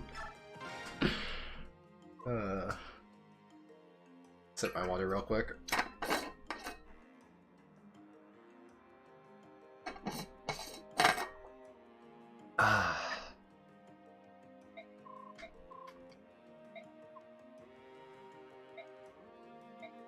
I wonder if it's the same if you leave Dayan. I like that they're asking the same question I was about how the Blood Pact curse applies.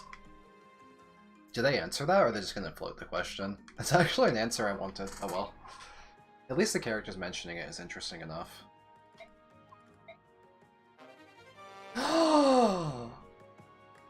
I didn't know about those. Are those the only boots in the game? Oh, I have to think about who gets boots now.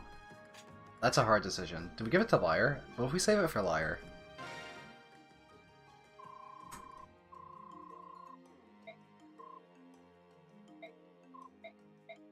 And for unconventional tactics.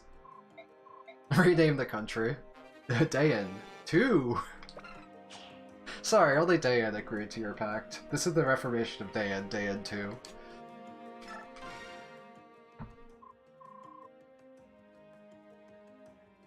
Yeah, I think I put Celerity on Edward.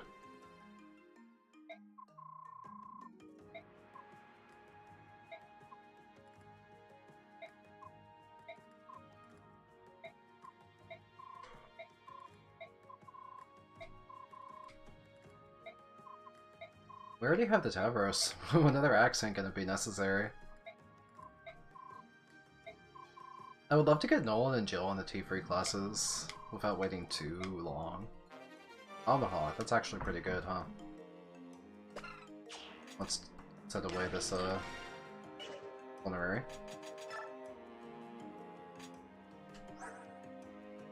Yeah, if Volduke has capacity to spare, we could, like, remove, Paragon and put on, Resolve, right? And give Paragon to someone else to get them caught up. We did our, like...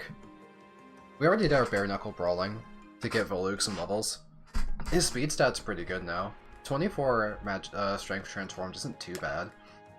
He has S-rank strike. Check the shop? Sure. Checking the shop. What's attack? Shh. Okay, it's a crossbow. Another beast killer. We have a couple. Oh boy, Reaper card! Ooh, we can use the demon card to attack for 1,000 gold per hit. Crazy item. I don't really have any archers besides Shinon. I don't think I need any of these items, right? And I can't forge. This is the complaint I have. This game cares too much about its gameplay story integration. They don't need to have only one person on the entire continent who can use the forge. It's crazy that you can only use the forge at certain times. I think they should just let me have this. They should just let me have the forge. Yeah, but who would use the... Taksh? Are you saying that my level 5 Leonardo could use the one-shot flyers without dying? Do you want me to buy this for my level 5 Leonardo? Is this what I'm being told to do? To use the Taksh? Nolan. I forgot Nolan can use it! Okay, can you forgive me for forgetting this because he doesn't have a bow rank? I'm aware that warriors can use it, but it's really unintuitive that he can do it. It's not, like, the most clear thing. Wow, the Tomahawk is really good. It's a good weapon. I'm gonna give, the Great Blue to Jill, because, her axe broke during the, oh, it has one use left, so let's give her the Forged Steel Axe. We can't access the Forge. We still have, some good weapons, and then we can afford to buy that cool crossbow that apparently I'm being told is cool.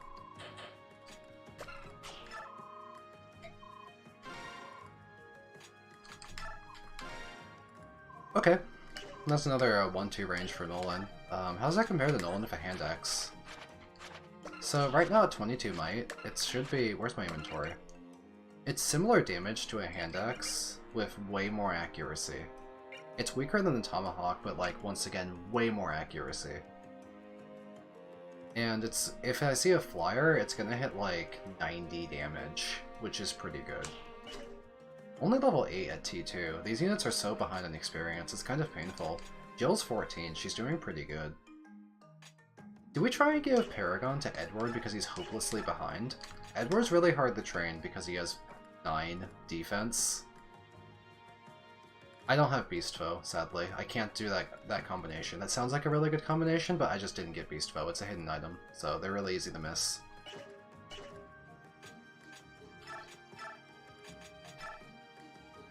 Let's move Celerity. I want to give him Paragon. Because I think I want to find a way to get him some experience, because I want to believe in a world where we have this cool Edward. And where is Tyranio? Because he's not keeping that. I mean, Tyranio's probably like a reasonable unit for the next 2 chapters, but he actually has pretty good stats for a Dawn Brigade unit. But I don't have any emotional investment in Tyranio as a character because you just don't get to use him at all. And as I said before, Volug has pretty high HP, so it's not too unreasonable to get in resolve range and be able to make use of it. So I think that might be interesting if we get resolve proc on Volug. I want to try. Also, Volug might be a cool like character to fight Ike with, because transform Volug and fight Ike and double him. He has a lot of speed. Wrath Resolve Edward is something we could try, but we don't have the capacity right now because we have to do Paragon.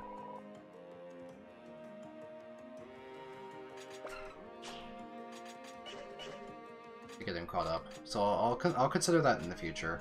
What's Fortune do again? I don't remember what Fortune is.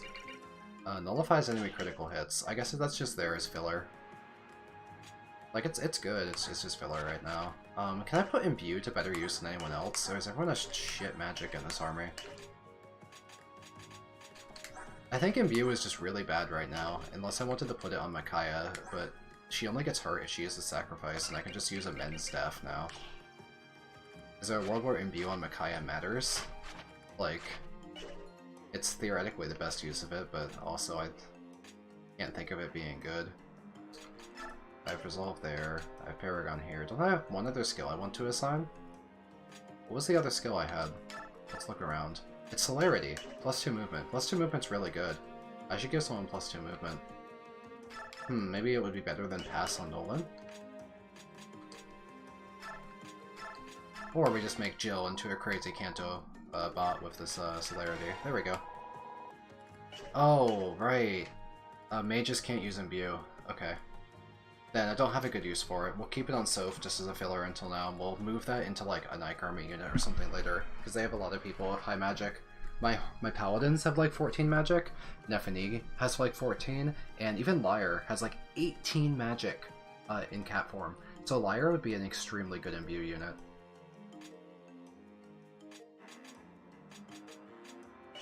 We'll save the boots for Lyre or something. Soph has a couple stuff capped. Let's just see if he gets anything. Check Tyranio's magic. Oh, it's probably really good, isn't it? I could put Imbue on him. Speed. That's... oh my god, finally speed. My Soph had only ever gained 1 speed lifetime. Ooh, 12 magic. That's really substantial. Vantage is kind of shit, isn't it? It's like a proc skill. It's like good in other Fire Emblems, but what's it good for in this game? Who's Vantage good on? Like, who do you have in mind for Vantage? Renewal's really bad compared to Imbue, huh? It's like 5 HP on Volug, but I don't have any, I'd have to remove Wild Heart, and half shifting is actually good sometimes. So I don't think I have any use for Renewal. I can just put it on for, like, filler.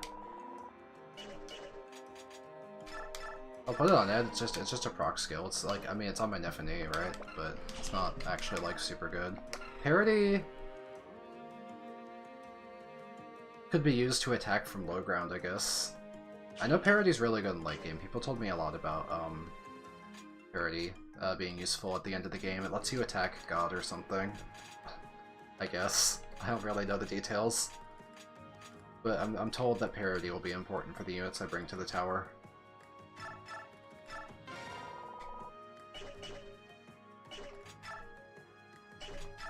Okay. Does anyone need any items or anything?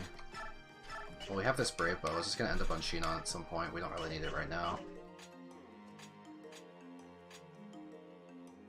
These boots we're just gonna save. I might I have all these spare Master Crowns. Would I ever Master Crown Jill? Hey, can't Jill really benefit from bonus EXP abuse right now? She has 2 caps, right? And she's about to hit defense and res cap. How much bonus EXP do I have? Could we just make Jill super cracked? Can we just make Jill fucked up? Micaiah has the physic right now. I'd rather have Micaiah get the staff EXP than Laura. Laura's in T1.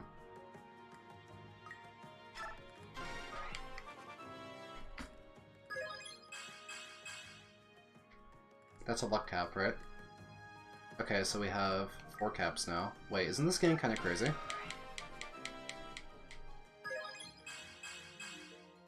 Is that res cap?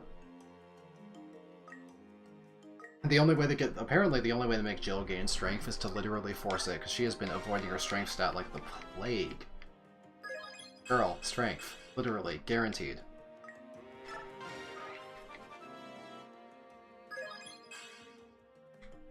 Can I go one more? I can. This will guarantee 1 more point of strength. She really needs it.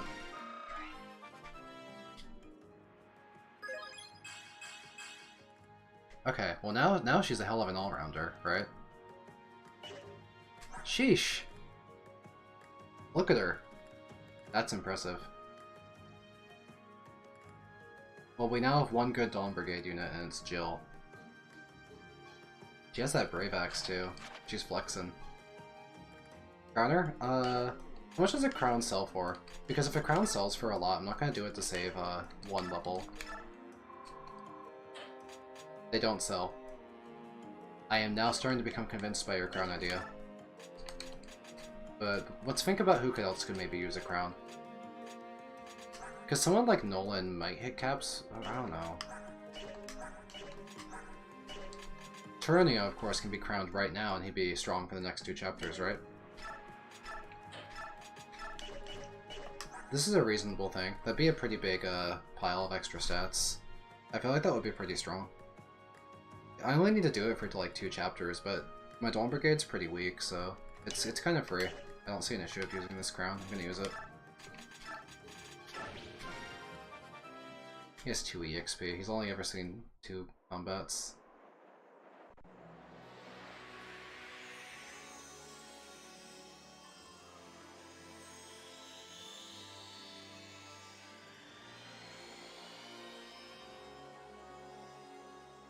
I might crown Jill to save her the 1 level, just cause, like, I don't know, it's funny.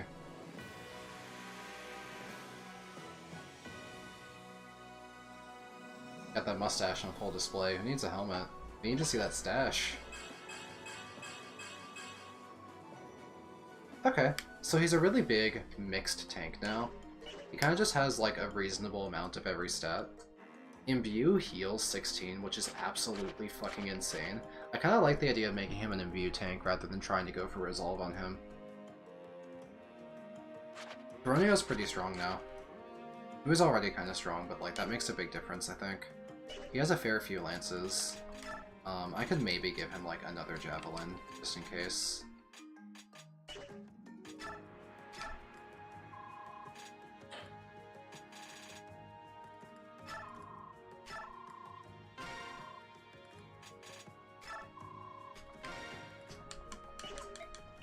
What kind of stuff do I have in storage anyway?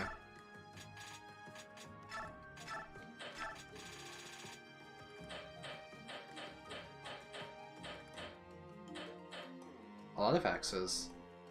I could give a hammer. There might be enemy armor knights. I should be aware of the potential. I'm just gonna...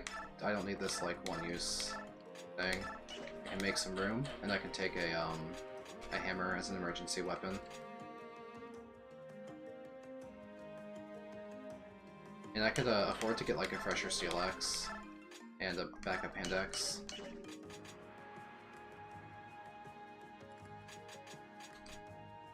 Actually, Nolan's hand axe is kind of cooked. Let's get a fresh one. Then we can sell the crap ones. Clear out some space. Do marshals get full weapon triangle? I am going to check that. You've interested me. Because hand axes are a better weapon than the javelin. Right? D sword? That's unacceptable. A Tifa unit going to D? Oh, look at me, I can use a steel sword. It's easy to train ranks in this game, particularly with discipline, but like also, Jesus Christ, it's kind of sad, isn't it? But yeah, a hand axe would actually be a good weapon on him. I'll go buy one. And I can give him that, like, oh, I can buy silver here? That's kind of cracked. Sages get E stabs, so they can heal and that's it? Damn, that's crazy. Not like you need a high staff rank in this game, right? I think I have a steel axe I can take. Cool. I don't really need to use a sword for anything, do I? Is there really a situation where I feel like, oh, I really need a sword right now? I mean, the Iron Lance is a crappy weapon. I could pick up the sword just for... Oh, he can't use... You're shitting me! Taronio promotes into a T3 and he doesn't know how to use a steel sword?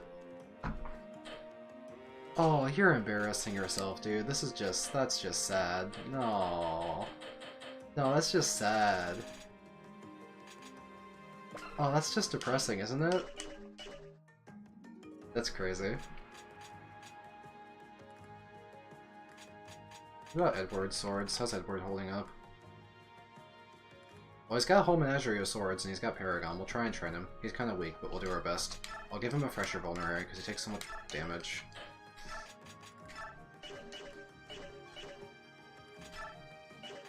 I'm thinking of saying fuck it, and just saving her the 1 level. It's funny, I want the dopamine of seeing Jill get those gains now, just because she's so strong.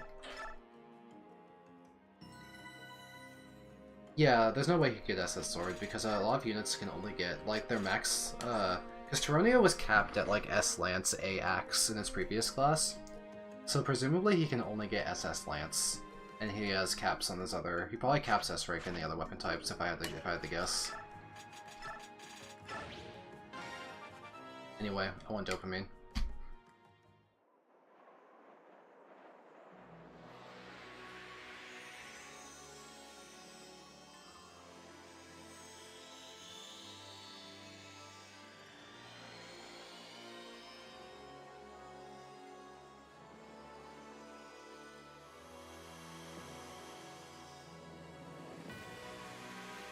Unless you're Micaiah. Really? She can get multiple SS? That's...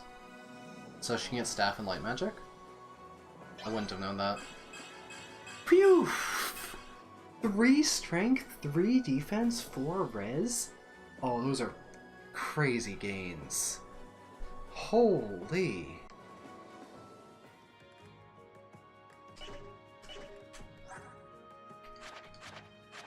She is cooking. Oh, she is cooking so hard right now. These stats are incredible. The one good Dawn Brigade unit, it's Jill, we found her. No, Nolan's actually really good. We just invested really heavily into Jill, right? Because she is a flyer. Flyers are great.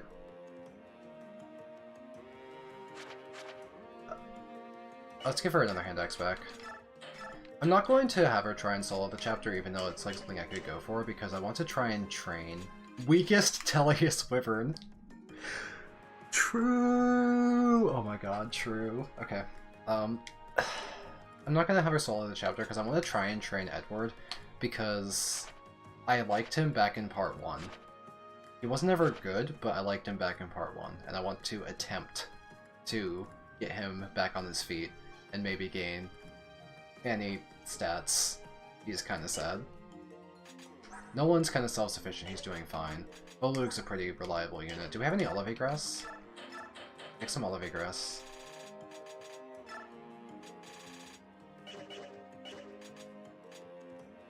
Oh, and Laura.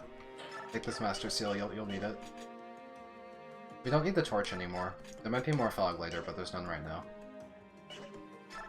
Random L-Light, because I can use it, even though I won't use it. It's like my weakest tome, and she doesn't... Oh wait, it's stronger than the flashlight, okay. It must have been really expensive to forge a light tome if I didn't give it +5 might. I don't even remember why I made this. I think I just thought it was like a funny joke to give her the flashlight for 1/9. But she has 2 Thannies, so she never needs something that isn't Thanny. There's no way you could break these. You'd have to use Micaiah so much. Has anyone ever broken both of these? That'd be so difficult to do. It's so hard to use Micaiah. Nice support. Nice. Strengthen that bad boy. Any other supports that we wanted to do? They're already at A rank. Does Edward have his support? He does not. Is there anyone that would be good for Edward to support in this army? Not really. We could yoink this random Jill support just to try and give Edward anything. Yeah, sorry, you two have to break up. You're no longer friends. I'm gonna steal that. Get fucked. Oh boy, 1 defense! No, Edward has 10 points of defense. You've broken bow, forcing Micaiah. I'm impressed. Congratulations.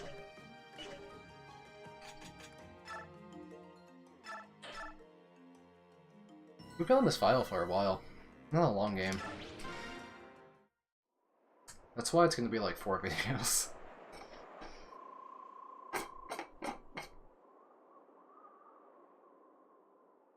I don't think I got a lot of views on my second Radiant Dawn video, but I still want to finish the series, but I'm gonna be making other videos. So I'm not gonna finish the series super quickly.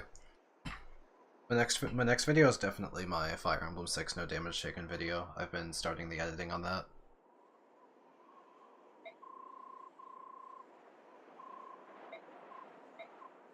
Oh, we're dropping rocks on them?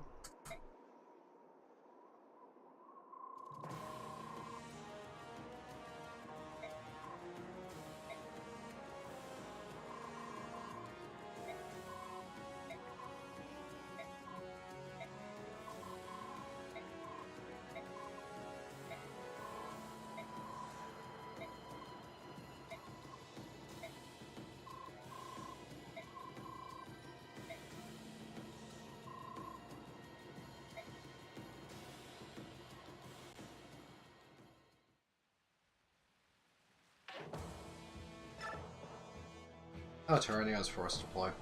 It's Meg! Goodbye. Bye. Goodbye.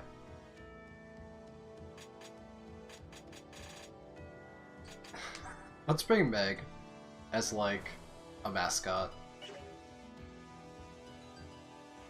Actually, my question is, why is Meg so obsessed with Dayan? Is she just here for ZR? Because she's Crimean. Like, she can fight Braum. What's her attachment to Dayan? Does she just, like, not want to leave? Is she that obsessed with trying to marry Zayark?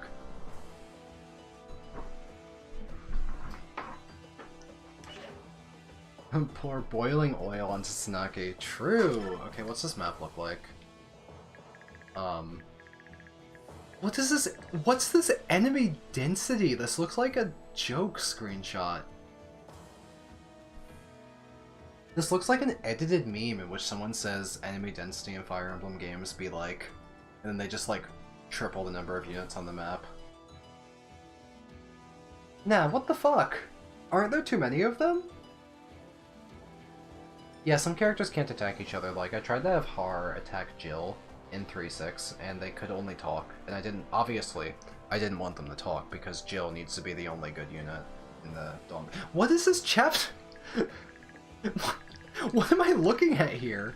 What's the gameplay gonna be like? Hi, Sigrun. Oh, you have an elixir. When did you get that? Did you always have that? I should have sold it. I don't want her to use it now. I guess it's just Sigrun and Tanef. What about you? Okay. I not like Marcia or anything. Marcia's dead. Is this seriously just a choke point map? Is this just a mindless choke point? Is this the entire chapter? How do I use Edward? What is this horseshit? What am I looking at? Do I just stand at the choke point and mash end turn? There's a 2-tile choke right here. Is that what you do? This is stupid. Damn, Edward sucks. Free 6 is a choke point chapter, and this is also a choke point chapter. How do you use this character? God, shit, okay. Are there any lightning mages? Do I need to worry about Jill? There's lightning mages, okay.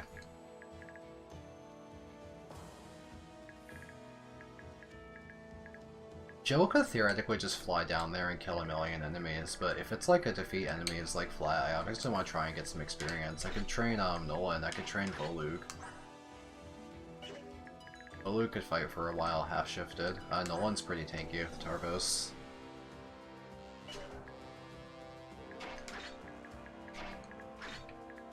I guess the Arc won't do anything. Why is Tyronio over here? I can't move him?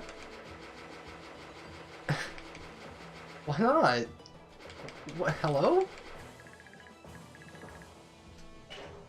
I am deeply unimpressed with this chapter so far, and I haven't even started playing it.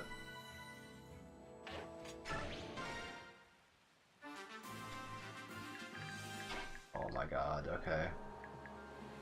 I want to have Edward, like, run in there just at the start, just so it's possible for him to do something before, like, I have other units take his place. Because he has Paragon, I want to get a kill. I can move past him. Oh my god, he doesn't even... Help! He's bad!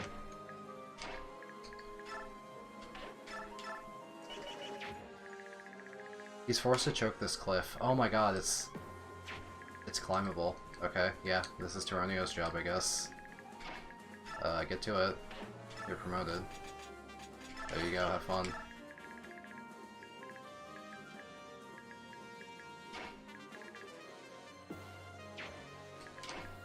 If Nolan throws hand axes, does he die? Can I chip for the purpose of having Edward get a kill?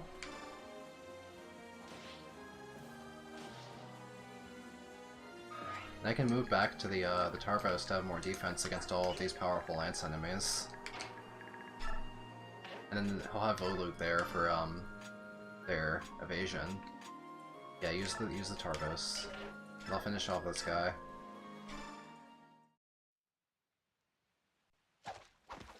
I have animations on? Didn't even notice.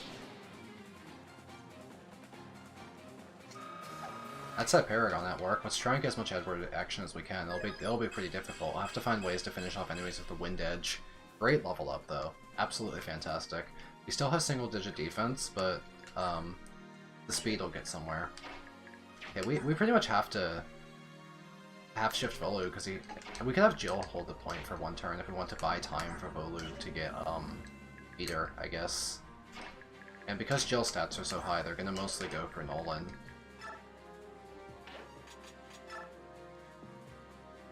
I'll try and never have a hand to X2, so any range enemies will just also want to go for Nolan, not her.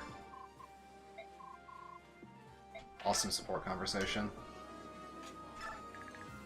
Let's get in the support range and work on this gauge. I guess Soph and Micaiah are units on this chapter, but I'm not sure what they can do. I can physics, staff, question mark. What? Wow, Soph is bad in part 3 then. What's he supposed to do here?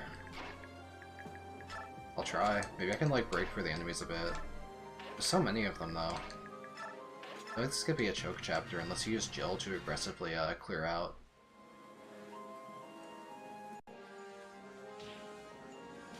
Yeah, that's kind of funny. Oh, 10 damage! You're too generous. Oh, okay. So these guys are fighting too. Maybe we can actually... that creates a traffic jam in which they're actually going to fight Jill. So, Jill might clear out a lot of enemies, and then maybe we'll find a few that Edward can kill. The enemy density here is just... I understand, like, the narrative structure they're going for. They want you to feel like the army you're distracting is impossibly large, but, like...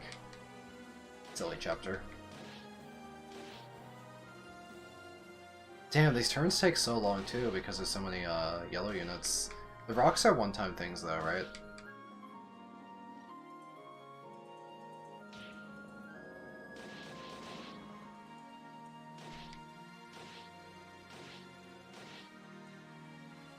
Otherwise, oh my god, how long until the player turn?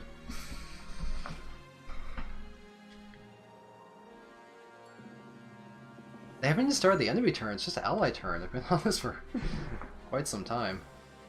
This feels like one of the most Radiant Dawn chapters of all time.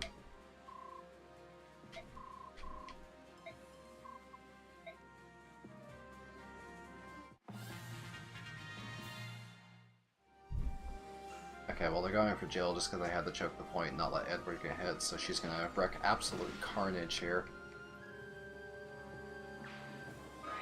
We're living in Jill's world.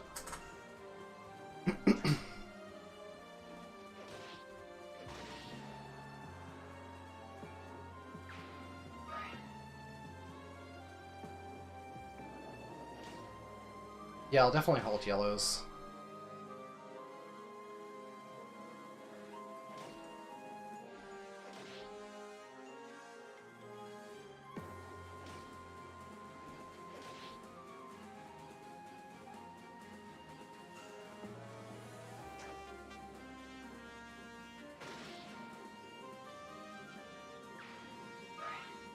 Only 4 EXP?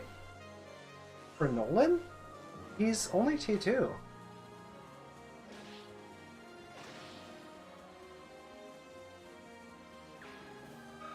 Okay, that was substantially more. That must have been like a random tier 1 enemy for some reason.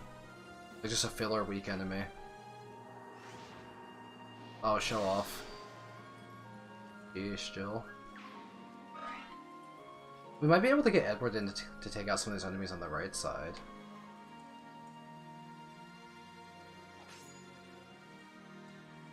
Boink. Boink. Yep, this is Tyranio's job. He has res, so he can really take out those mages with the hand axe quite effectively. Oh, this is gonna be a massacre on Tyranio's side. And he has imbue, so even if they can hit him, which, like, they can't.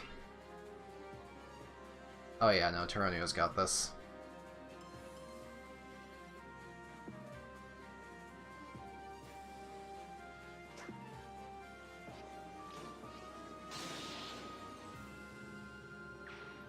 Some tall-ass cliffs they're climbing.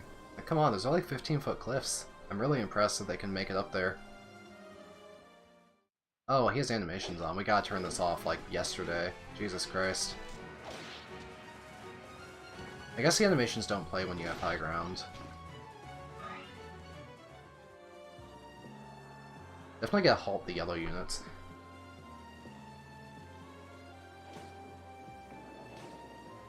This has to be the longest, like, ally plus enemy turn that I've had to face in the entire playthrough so far. This has been... Imagine if you had all player animations on too. This is ridiculous.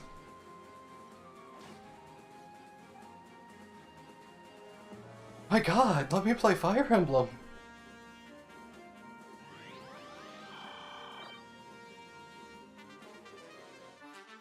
Okay. Okay, Imbue Tyranio is going to be a monster. Let's go ahead and, no animations, please. None. For the love of God, none.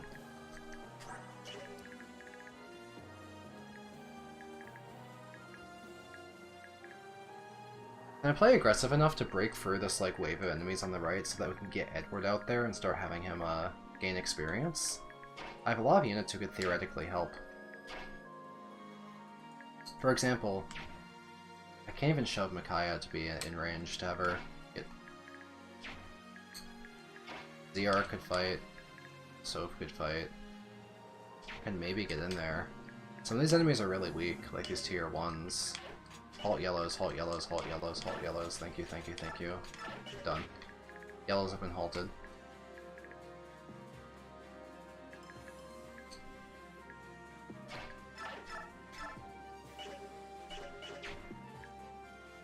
But yeah, I really want to find a way to wait out there and get Edward some action. He could use some action. He's so... Can't even kill with the Collide Bulk. He gets wrecked, too, by Halberdiers. He gets 2 KOs, it's not even close. He gets, like, massively overkilled by them. I'd have to do some, like, rescue back shenanigans, like rescue drops. I wonder what his weight is. Maybe I can do rescue drops until it's more cleared out. He only weighs 8. Z-Arc weighs more. There's ways I can compensate then, I suppose. It's a little rough for Edward out here. I'll go for it. I don't see another way to get him action right now. Paragon kill. Good EXP.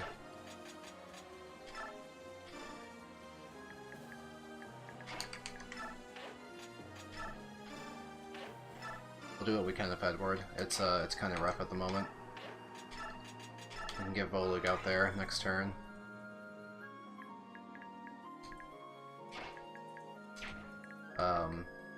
No one's probably going to be fine.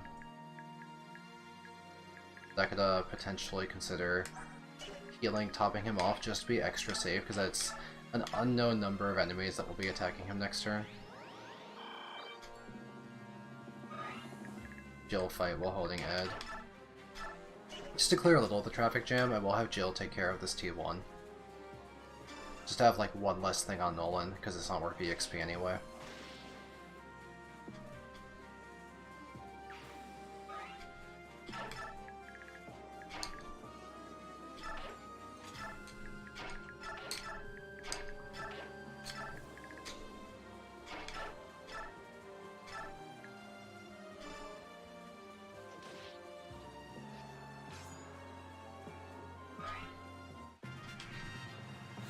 Okay, no LFAs, thank god.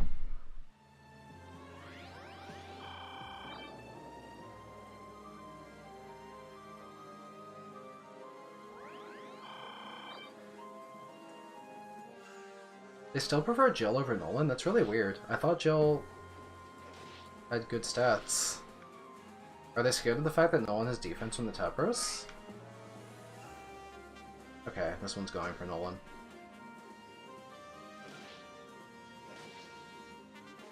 I see free HP, I see an Edward kill moment.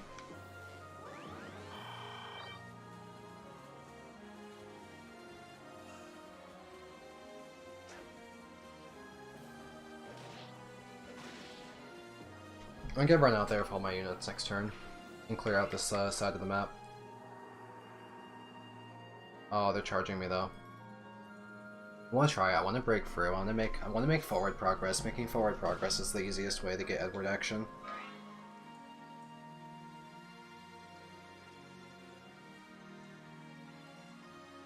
Hard to make forward progress. They're literally all coming for me. Jill can make forward progress pretty safely, but then she'll kill everything and then the chapter's over.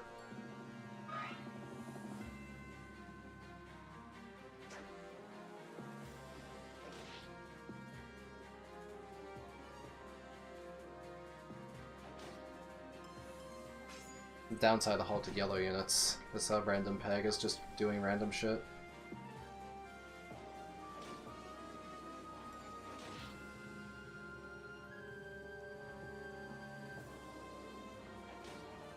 Oh yeah, if I halt the yellow units, these random pegs might go kill Laura, right?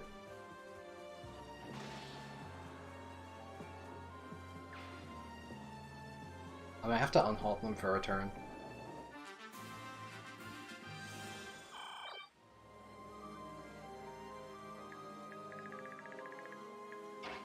Because Tyrannia's too busy hanging out here.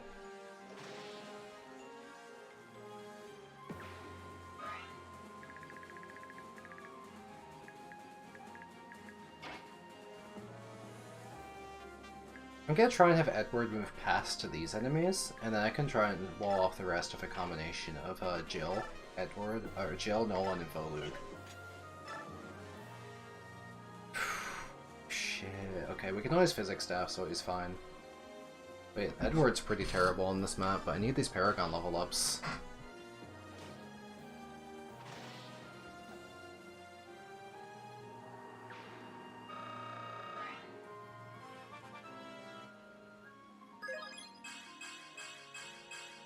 My god, he had double-digit defense, finally. Big gains, big gains.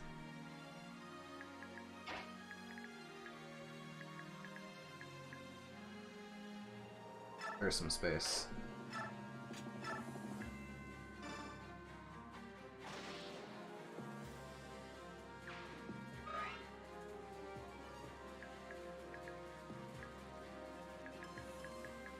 Can form like a 3-tile diagonal choke.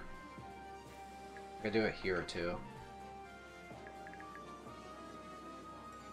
Which allow me to get Volug in there. Shifted. Hopefully he won't run out of shift.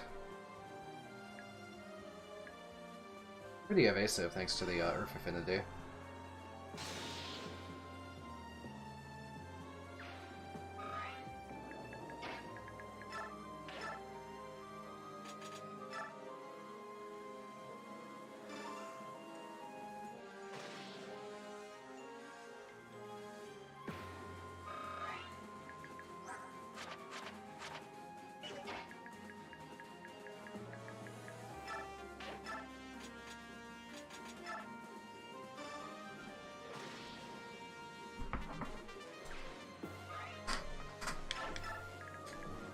DR, can you do free damage to finish off this guy so I can have Edward get healed by Micaiah? Oh, the original Big Ed. Nice. A Z-Arc level I didn't need.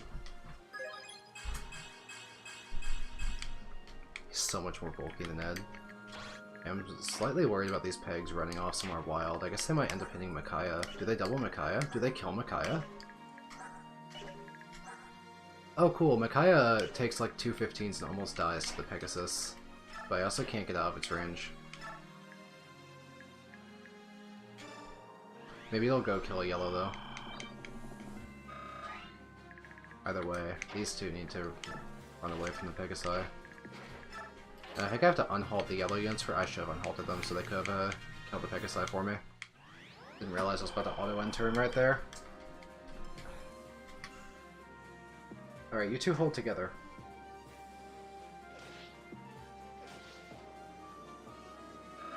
Earth Brothers in Arms.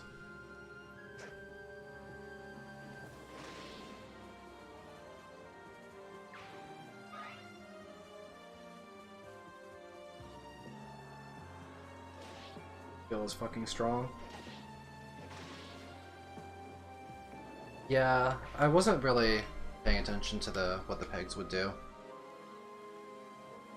I should have been more aware of what they were capable of.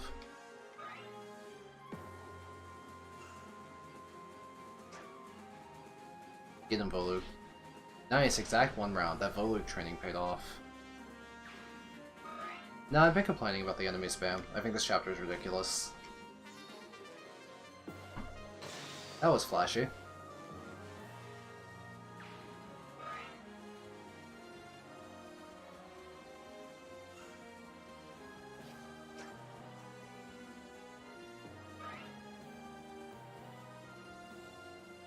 No, don't die. I equipped a really weak weapon on purpose, so this wouldn't happen. Okay, Edward can get the kill. The Paragon Edward kill. Volug doubles. Volug's fast as fuck. Wow, we missed? That's surprising.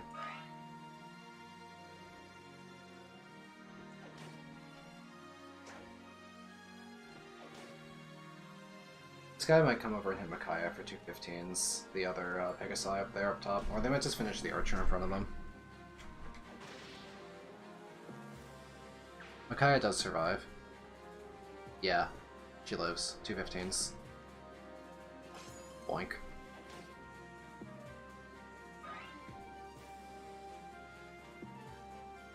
Yeah, isn't Eclipse like a Luna that also has ×5 damage or something? Like truly overwhelmingly, hilariously overkill?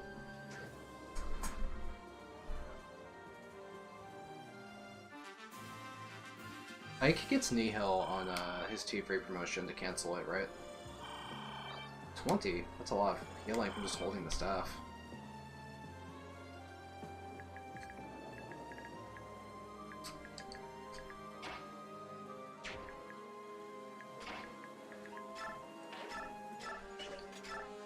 Wow, my Soph is super slow, so he can't actually even deal with these pegs very effectively. Zehark's better at it. That's really ironic. That speed level up we just got on Zehark last turn is what made that difference there, and the ability to kill the enemy. The Paragon.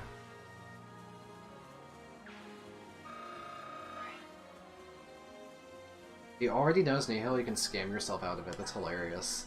That'd be hard to do though. You'd have to like take Nihil off of Nolan, smuggle it to Ike's army, and equip it on Ike.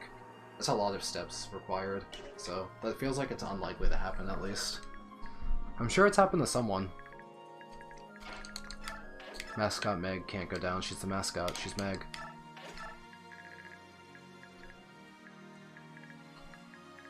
I think he freeing the yellows for 1 turn to help them take care of these Pegasi before they become annoying for me.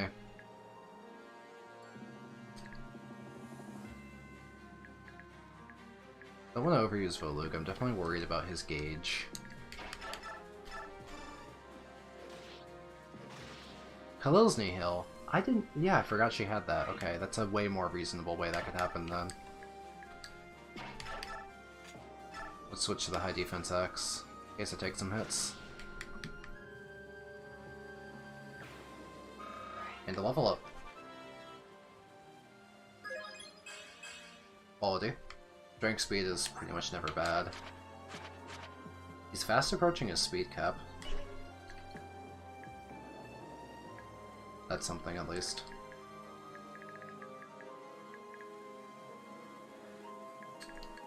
Probably healing Nolan.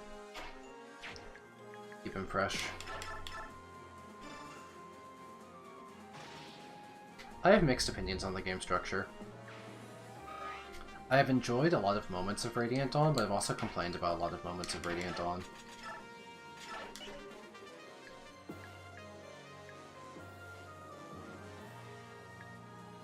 I don't want Micaiah to be in range of a bow or a javelin right now, so let's just top off Nolan and keep him healthy.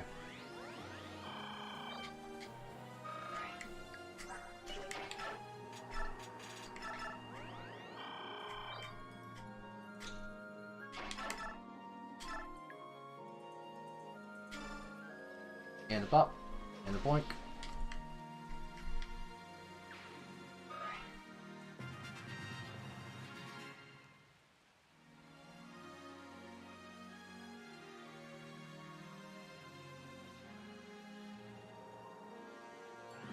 Are any of them gonna end up attacking the Pegasi? I guess the Pegasi is so far away.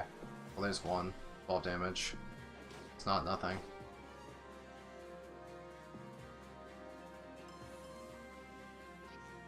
That guy gets shot, I guess.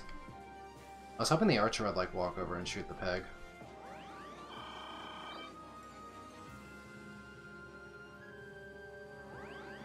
An open path to Meg. That's a restart right there. Can't let Meg get attacked.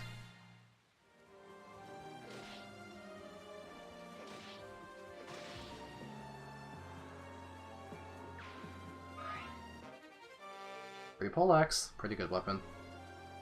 Let's, hold on to it.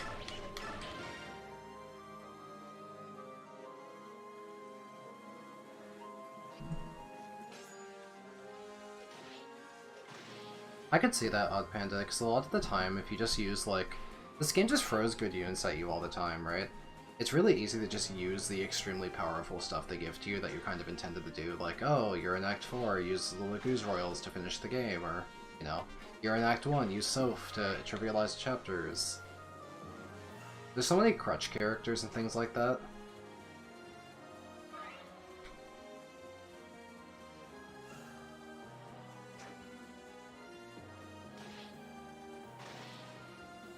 But I still found ways to train up, like, very interesting and creative units in the way that I've had a lot of fun. My Nephany is overwhelmingly powerful, as well as my Lyre is getting really strong as well. So I've had a lot of fun with my unit projects.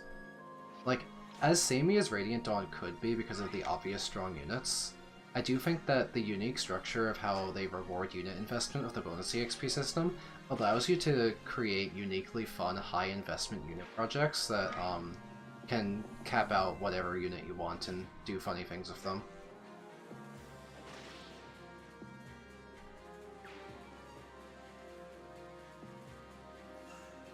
That tier 1, or tier 2. Well, it's dead. Let's get untransformed Volug. He still has gauge, right? Okay, hold on, just one more. Good job, Volug. You held. And this Tormod in part 4. I mean, some units are not reasonable to invest in, but even the ones that I was told were unreasonable, like everyone's saying Lyre's the worst character in the game, because Lyre has high growths and pretty okay availability, even though I think more than anything she should join in free 1 rather than be a yellow unit, Lyre was actually like possible to use because we had plenty of time to grind her the SS Strike. And now we have a bunch of chapters where we can use her. Someone like Tormod, who's in 4 chapters, is, like, not in the same realm where it would be fun to grind. Lyre is actually a fun project. Tormod just feels like a not fun project. 3 enemies remaining. Well, one of them has to go to Edward. That's not optional. Are you tier 1? No way Vika's the worst unit, because at least that... I don't know, actually... She has to be good in the swamp if you give her Olivia Grass, right? Because she was bad for me in the swamp because she takes like 10 milli. She takes like 5 turns to transform. But at least with Olivia Grass, she's good in 1-8 because she can protect the civilians in the swamp for you because she's your only high mobile unit. She's bad in 110 because you don't need her. And even in the prison, she wasn't that good because it's like there were wind mages and archers. But at least in the swamp, she has one good chapter, right? Use Tormod in tower? Well, congratulations. I want Edward to kill something valuable that's worth a lot of EXP, so I don't want to have him kill this crappy enemy. Let's get Volug out of the way. Let's kill an actual enemy of levels. Okay, we meet the threshold. So Edward can meet offensive thresholds pretty easily, but the defensive issue is a huge problem still.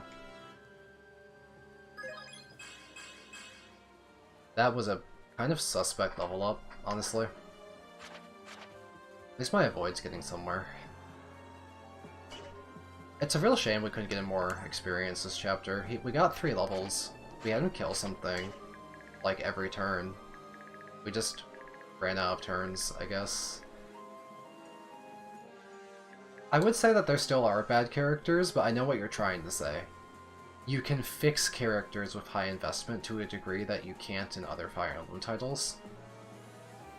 There are still 1 or 2 characters that are not worth fixing, or the effort required to fix them requires something truly hilarious and jank. Just get, like, staff EXP, I guess. Micaiah can maybe kill an enemy for EXP for kicks. There's, like... These are tier 1s, though. I'd have to get one out of the way and let her kill this Armor Knight with Fanny.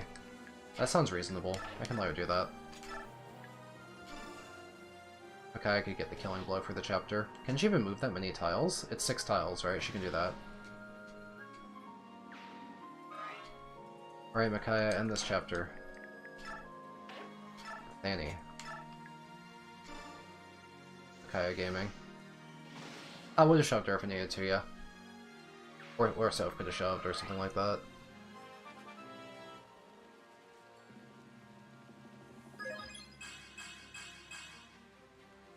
Okay, very Micaiah level.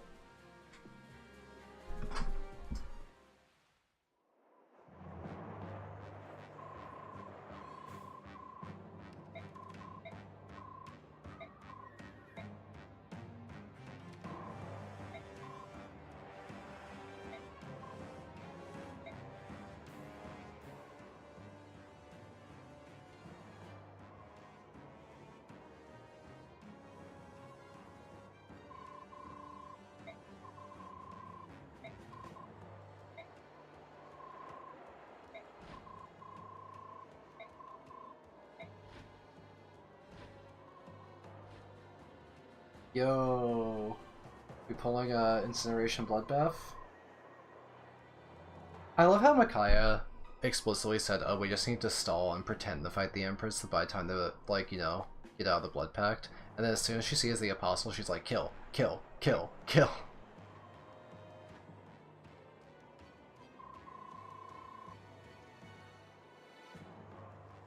Hey, quick question. Why did T-Barn take Soph hostage and not, say, Micaiah? This is the cool scene. This is the cool scene. Wouldn't Micaiah have been lighter and easier to grab?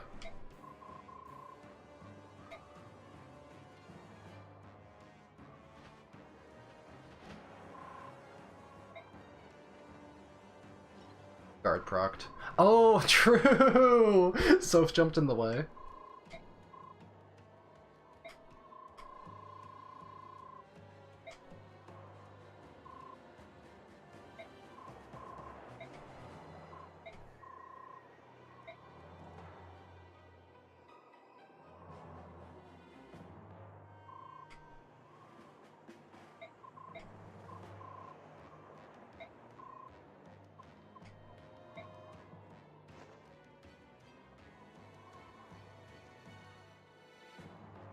That was a cool jump scare.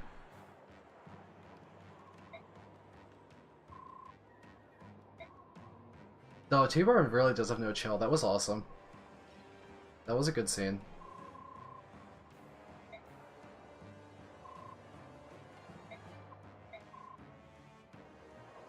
Ike is correct to be befuddled here. True. That's how siblings work, right? That's the Cain and Abel instinct.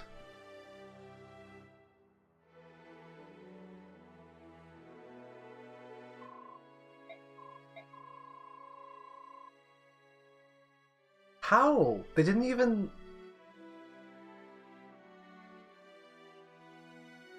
They didn't even light the oil on fire. What killed all the Crimeans?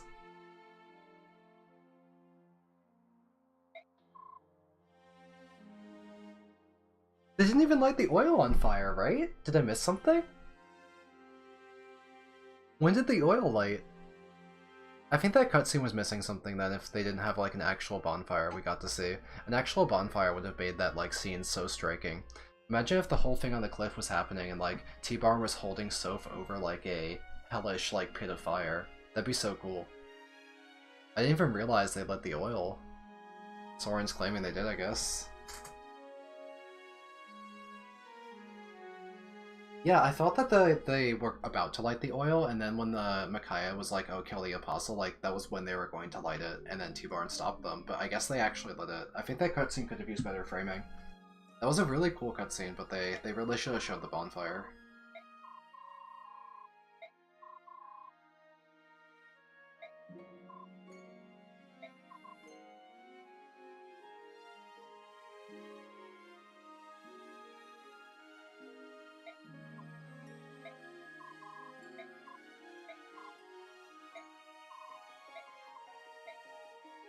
Oh hey, they're mentioning the Fire Emblem again.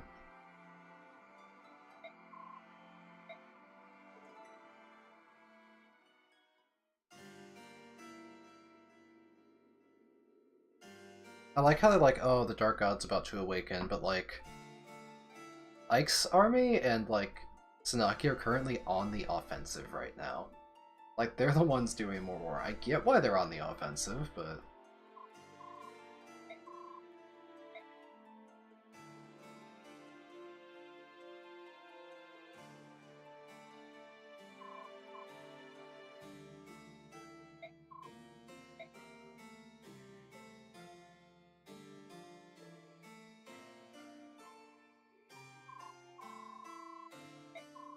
He got a call on his cell phone.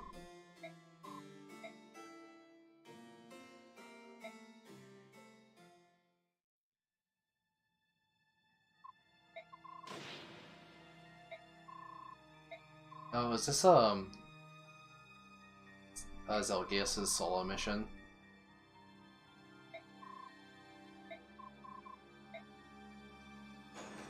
Yep. Doing some Metal Gear Solid shit.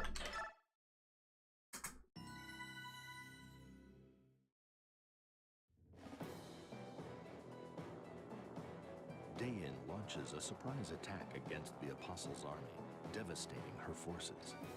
It is all Apostle Sanaki can do to allay her remaining Oh, Sanaki? I would say desire Sanaki. for revenge. Like a slightly different stress there. She knows that there is no hope of victory if her weakened forces are divided. They're stressing the first However, syllable, and she I'm stressing cannot the second move one. forward while danger follows at her back. This dilemma weighs heavily on the Apostles' troops, crushing their morale. Meanwhile, the Dayan forces pull back to the fastness of Nox Castle. Micaiah, unable to explain her mission to her soldiers, keeps Dayan's army together through sheer force of will.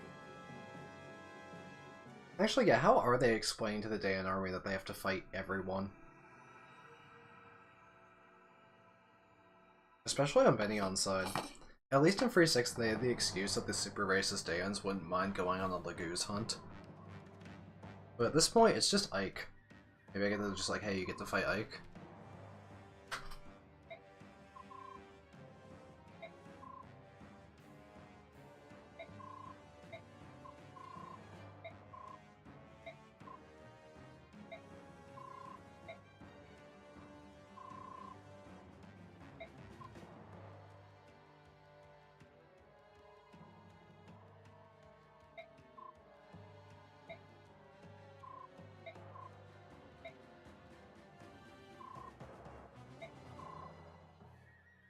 This would be interesting if this actually worked. Honestly, through any form of sense, this should work. The person who breaks a pact, it should only apply to them.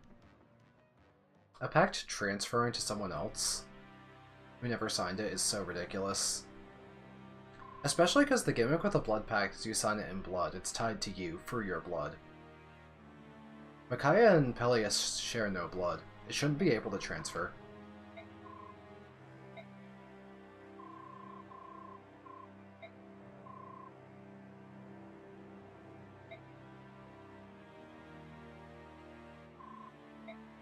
Kill, kill, kill, kill, kill, kill.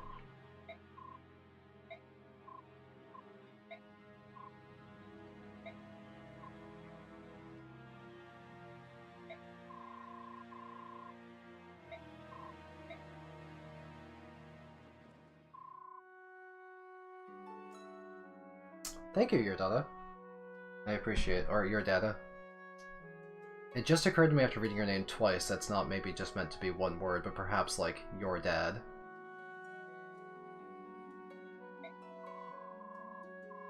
The only kill Micaiah gets in the speedrun. That's so funny! Wait, really? She doesn't even kill like a single thing with a Thani Tome in part 1? I guess she's pretty bad in part 1. And maybe also part 3, and maybe also part 4.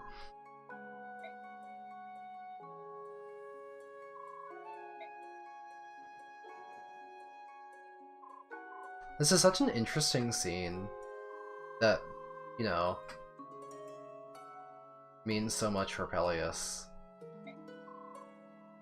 And the fact that it doesn't work is so fucked up. You can get Taronio to do it, but like, no. On-screen kill.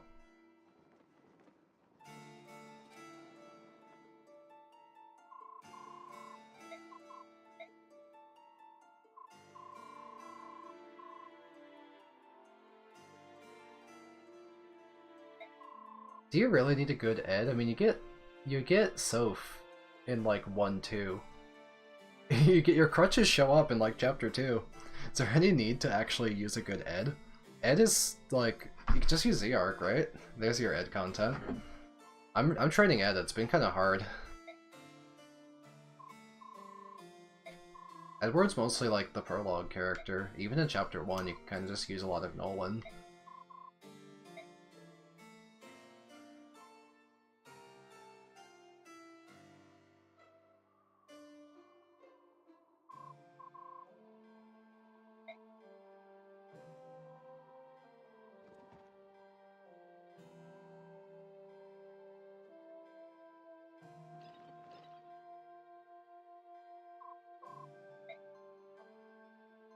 Okay, yeah, sure. I get the gist.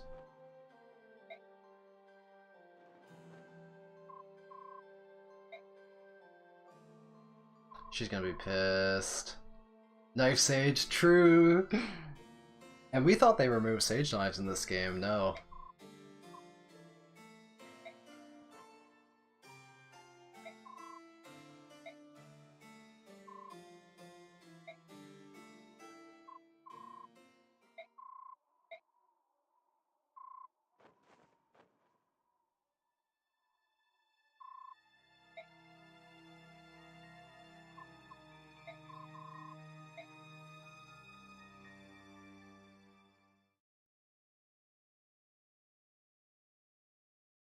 Oh, base camp. What a time to cut the base camp. Murderer, you haven't stopped the blood pact. Here's your base camp screen. Let's go talk to Leonardo. Leonardo, you have not been fighting really hard. You're level 5. You've been doing nothing.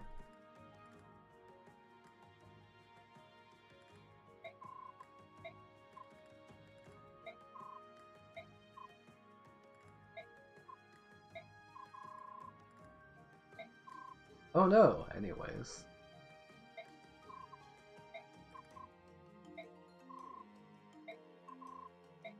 Another sword? I can't even use- I have so many swords for Edward, and I can't even use them all because it's so hard to get him combat without him dying. He gets 2-shot. He does fight recklessly, true! He has 10 defense. Oh, that's actually really nice. Whoa! That's as strong as Ragnall. It's inaccurate, but it's strong. Damn. Okay. Get rid of the steel swords, and we're gonna use a weak sword that bad.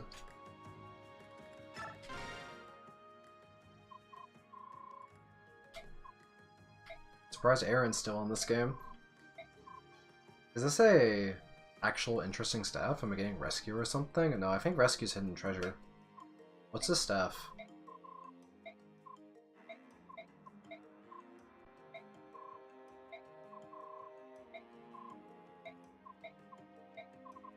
Oh, it's asleep.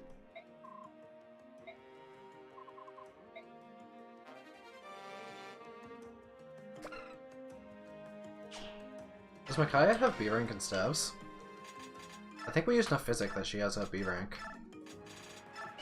We'll sell that L-Light, we're never gonna use it. Cool. We can sleep stuff, I guess.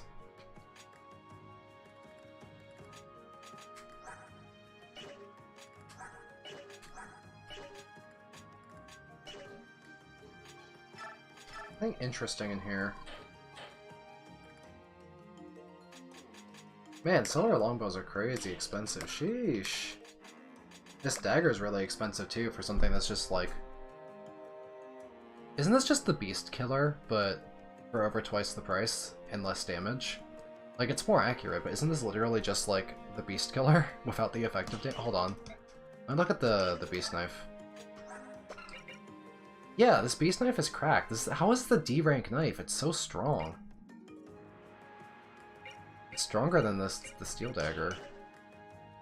The beast killer's good. I don't need that stiletto for anything. Probably not gonna use it. I don't care about these tomes. Physic. Buy. Instantly. That's good. That's a fantastic item.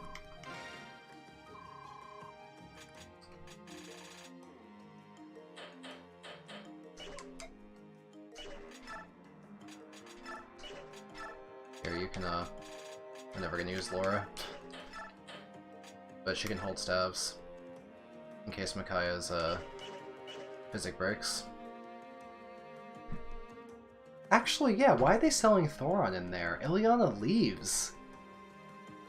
And Tormod leaves. Why are they selling tomes? Wait. Who is this for? Who? Oh yeah, no, it's like, it's for Soren. Like, hello? I guess what you could do is that you could actually buy this tome and then you could like put it on someone and have Heather steal it in pre-final as a joke. Wow, Blizzard is cheap. That weighs nothing. It's not that strong, but it's really cheap. I don't know who could use it. I don't use mages. Tsunaki somehow? Question mark. Does Tsunaki have wind rank? Can she use it?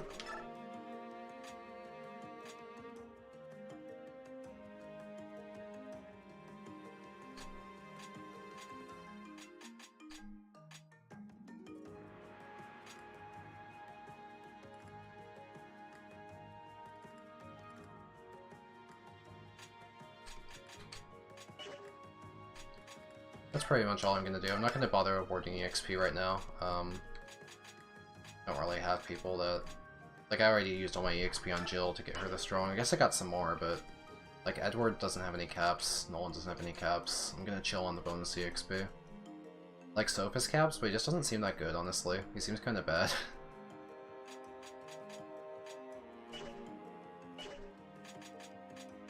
I guess I'll keep Paragon and Edward. I'm gonna do a desperate attempt to try and get Edward caught up. I'll make the attempt.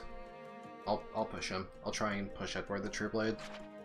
Pretty long road to go. But he has high gross. So maybe at some point in the teens he would have capped his like maybe strength, maybe speed, maybe skill.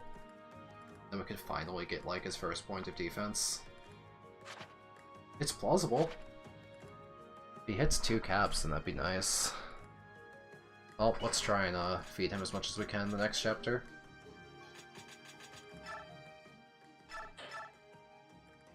I'm not doing the next chapter. I don't know how long it would take me, and I feel like after I do it, I'd be really interested in the whole like 3-way army split, and I would want to like do all that complicated like inventory management and like unit splitting. So I might just save that for next stream, do like a part 3 finale. Do both like Free 13 and Free Final in like one stream at the same time. And then do my like army assignments, and then that could just be what I do tomorrow. That sounds good. I think I'll go to the point of unit deploy first. I'll like watch the cutscene. But I'll save at unit deploy.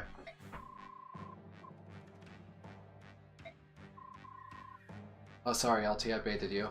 I decided to go to 5 more minutes of cutscenes. That's funny.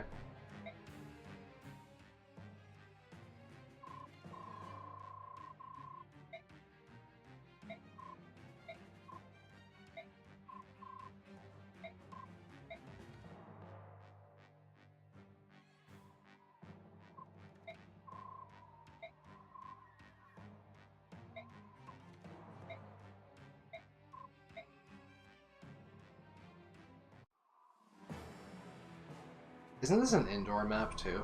So you have crappy movement. Imagine using Fiona.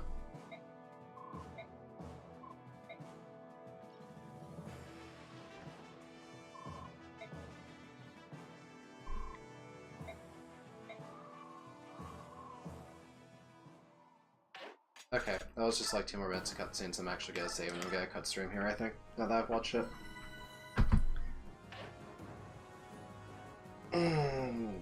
Thank you everyone for hanging out with me and chatting. I had a good time playing. And it was fun to discuss the cutscenes. Even if I don't really like the Blood Pact as a narrative structure, it was really fun to just be able to talk about it and hang out while streaming. But that's all I'm doing for today. I'll do this, and I'll do Free Final tomorrow. See ya!